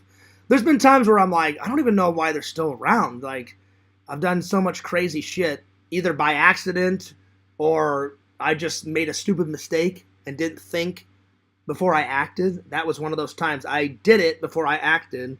Was like, oh yeah, they'll never find out. And they did find out. I'm not good at lying. So that's why I'm like, I don't want to lie anymore because I'm fucking terrible at it. And I don't know why it happens. I mean, I think you guys understand now, but I appreciate you saying that, Kate, but there was no excuse. I shouldn't have faked it, but yeah. But I appreciate you being nice. So yeah. Let's see. The sequel is called Pepper. Oh, really, Randall? Right on. I didn't know that. You should not be allowed to buy any more Blu-rays until you make a dent in it. Well, I made a dent, Randall, and then after Christmas, I just added all that shit that I got for Christmas. I mean, I definitely made a dent last year because it was like up to here, and then we've gotten to here. But I definitely need to make another dent, buddy. I understand. Whew. It's quite a mountain. You know, Randall, I can't help myself when it comes to the movies. The Blu-ray gems. I love me some Blu-rays. And 4K. I have a 4K player, but I'll tell you, some of the older ones, like Visions, you've even watched this one before me. I think I'm going to use Nancy's gift card. I still haven't used it yet. I think I'm going to use her gift card. I appreciate it, Nancy, by the way. And I still haven't even used that Walmart gift card that I got. I'm going to. I still need to watch that. Oh, it's set in the future. I think, what is it? The Rotor one. Isn't it like 2003? Oh, the future of 2003 or whatever the hell it is. And it's, I swear to God, they're making fun. Actually, no, they're not making fun. They're totally ripping off Terminator, RoboCop, and like the future of like Predator somewhat. It's like they're basically like making fun of all those and throwing all those together. More of Terminator and RoboCop together. And it's like about a futuristic robot cop that's supposed to protect lives. It fucking goes haywire with his Fu Manchu mustache. And he's on a motorcycle and he just starts just killing everyone in his sight. And Vision said fears it's actually really good. So I think I may buy that. So, yeah. But don't tell me any more about it, Visions. I cannot wait to watch that. But as soon as I saw that trailer, I was like, that's fucking coming home with me. I just haven't had time to buy it yet. But it's definitely going to happen. So, yeah. How much do you pay for the Blu-ray gems? Well, depends on where I get them. If I get them like at Walmart, some of those were like between 15 and 20 at Walmart. Okay, the ones at Goodwill, it's sporadic. Sometimes it's 50 cents, sometimes it's $1, sometimes it's $2. Usually, it's $1 or $2. So but they were slacking. They only had like 10 Blu-rays, and I had a lot. And they have duplicates of shit sometimes there. And I was like, I already have a lot of this shit. And then I saw Pitch Perfect 2 and the other ones I got. And I was like, these are, I've never seen. All of these I've got already. And they have duplicates of it and shit. I'm like, well, I'm not going to get all that crap. And then I was like, I'll just get these. So, yeah. Anyway, I'm taking off. But cheers to the fans. I love you guys. So yeah. Fierce pays top dollar. He goes all out. Sometimes, Randall. But usually I try to get on those deals. You guys know me. If I can get a deal, you know, vendors at Comic-Con, Randall, you'll see it. Whenever we go to that convention where Amy Jo Johnson, vendors fear me. Because they're like, oh yeah, like I'll get $60 out of Fierce, you know, easy. And I'm like, no, you're not. You're a fucking idiot. You'll get $5 out of me or 10. You won't be getting 10. I'm sorry, you won't be getting 60. Because Fierce is a fantastic negotiator. I'm really good at that. My grandpa taught me the negotiation skills. So did my dad. Vendors will fear me, you know, in a good way though. Because I've had a lot of vendors go, damn, Fierce, you're really good. I was thinking about getting $50 out of you. I'm like, that'll never happen never in a million years will that happen. 5, 10, maybe 20 max, but there's no way you're getting 60 to 100 out of me. No. Not gonna happen. So yeah, that's not true, Randall. It wasn't. Yeah, right. Randall's bullshitting me. It was not $49, Randall. You're full of crap. But I love you anyway, buddy. So yeah. Anyway. Fangirl Kate says cheers. Well, cheers to you. Awesome. Anyway, don't forget to like, comment, subscribe to FierceMan26. Thank God the channel is back. Fierce Vlogs, check my second channel out. Walter says, yeah! Whoa! That's true, buddy. And Walter, I cannot wait. You said you're sending me something soon. And you know what? Walter said something that hit home to me. He goes, Fierce, it's nothing big. Walter, I'm telling this to you and to all the fans. Whatever you guys send me, it doesn't have to be fucking mounds and mounds and mounds. Whatever you send me, if it's from the heart, I'm going to love. I don't care if it's a Lego build or a fucking tiny little Pez dispenser. if someone sends it from the heart, it's going to be fucking epic, man, you know? So don't downgrade your gift, buddy, you know?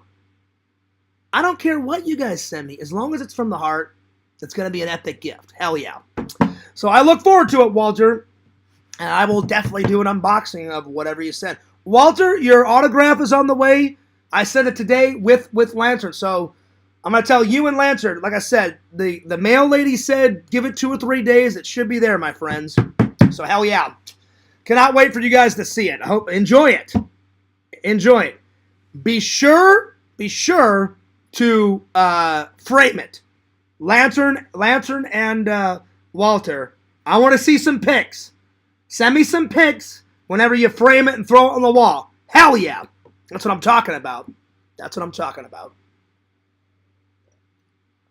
Don't even go there, Walter. If it's an Adam Bacchetti Pez dispenser, I'll choke the shit out of Adam Bacchetti until the life is out of him, and then I'll be choking the shit out of you next.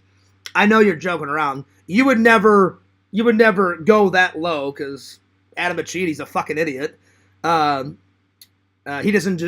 He's a fake YouTuber. He doesn't deserve any one of those numbers of fans he have. All those fans of his are fucking idiots for following that fucking idiot. So I know you would never bow down to him because he's a fucking goddamn moron, you know.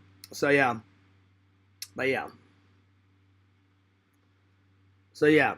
Oh no, you knew that I was sending you something, Walter. Or maybe you didn't know. Remember the same day I was in Visions was in there. I was in there. I think Larry was in there. And Vision said, well, Lantern, would you rather want $5 or an autograph from Fears? And he said autograph. And then I remember you saying something in the chat saying, hey, Fears, like you never sent me anything. Like I would love an autograph. You said something like that in the chat. And I remember responding saying, I don't mind sending you an autograph. Cool. Because I was like, well, it's not that much to print off a photo for Walter and Lantern. I'm like, I'll do it the same fucking day, which I did. As soon as I printed off Lanterns, I printed off a photo. Now, I didn't send you guys the same photo. I sent Lantern a different photo, and I sent you a different photo, Walter. But they're both 8x10s, and I both personally signed them. So I did a different message to you, and I did a different message to Lantern. So yeah. But yeah. But I knew that you wouldn't stoop that low, because Adam Bacchetti's a fucking idiot. But if you did, in fact, send me an Adam Bacchetti Pez dispenser, I would find a creative way to destroy it on camera, because I hate him that much. I'd be like, time to burn some more troll mail. And I'd go right over to that fire pit and burn his Pez dispenser. I wouldn't get angry at you, Walter. I would just say, well, I don't hate Walter, but I hate fucking Adam Bacchetti. I'm burning this. Lickety split. So hell yeah. Anyway, so there we are. But I know you wouldn't stoop to that level, you know. But it would be funny, because I would unwrap it and go, oh, an Adam Bacchetti Pez dispenser. Rad. In my mind, out loud I would say rad, but in my mind I'm like, I can't wait to burn this immediately. Immediately. But it would be from the heart. That was actually pretty good. That made me laugh. There it is. Well, no. But again, Walter, what I was saying, I remember you wrote me and said, well, it's nothing big, Fears, because I told Walter I'm going to do an unboxing. Because the first unboxing, you know when you sent me the Vigo the Carpathian, which was fucking rad, by the way, it's in the bathroom right now. Every time I take a crap, I look up at Vigo and I'm like, Vigo the Carpathian, motherfucker! And he's like, oh yeah, Fears? Well, I'm going to destroy your world with pink ooze. And I'm like, fuck you, Vigo the Carpathian, you son of a bitch. Like, me and the Ghostbusters are gonna take you down, motherfucker. That's right. I did your unboxing on Fearsman 26, so whatever you send me, I will do another unboxing live on the main channel. And I'll probably sit over there at that main table, or I'll sit right here. So hell yeah. Cameo Man said he's sending you a candy toilet plunger from the heart. Hell yeah, Randall. That would be hilarious. That would be hilarious. There it is. Cameo Man says, oh, you're going to send me $1 million, Randall? You can do that. You can definitely do that. I wouldn't mind $1 million. Hell yeah, buddy. That'd be awesome. You wouldn't dare, Randall. He says, I'm sending you a Funko Pop. Shame on you, Randall. Fuck Funko Pops. And fuck him. You know? That's double death. Ugh. Funko Pops. Crap. Garbage. Him. Crap. Garbage. So, yeah. That's true, Randall. That's true. There are actual conversations. You know? Because sometimes I'm stuck in the bathroom for hours with my Crohn's. I'll go in there and I'll read. There's a lot of thinking time on the toilet. Most guys do that, Randall. We guys, we spend a lot of time on the toilet, you know? It's like our sanctuary. I'm not the only one that does this. A lot of men take a lot of time on the toilet. You know, that's where we do our thinking. While we're taking a dump, we're reading a magazine, you know, we're reading a book. So, yeah. And sometimes when the Crohn's is going nuts, I'm like, well, I'm not going to get off the toilet for an hour or two because it just keeps it flowing. I don't want to gross anyone out, but you guys know what I'm talking about. You guys have been there, and I just read away. Hell yeah. So there it is. All right, I'm going to get on out of here, but it's been fun hanging out with you guys. I haven't had dinner yet. I need to take a shower, so shower, get something to eat. I'm probably going to upload some video tonight, and then I'm going to spend a couple hours organizing more videos on Fears Man, and then I'm going to try to get to one of these videos behind me. Don't worry, Visions, I'm on top of it. All right, I'm taking off.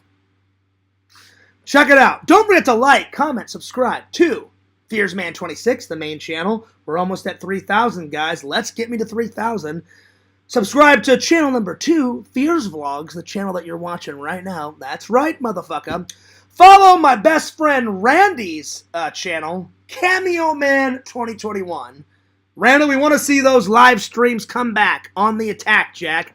And then subscribe to his second channel, the Mayor of O Magic. Oh, yeah. Check out Mr. Lantern on YouTube.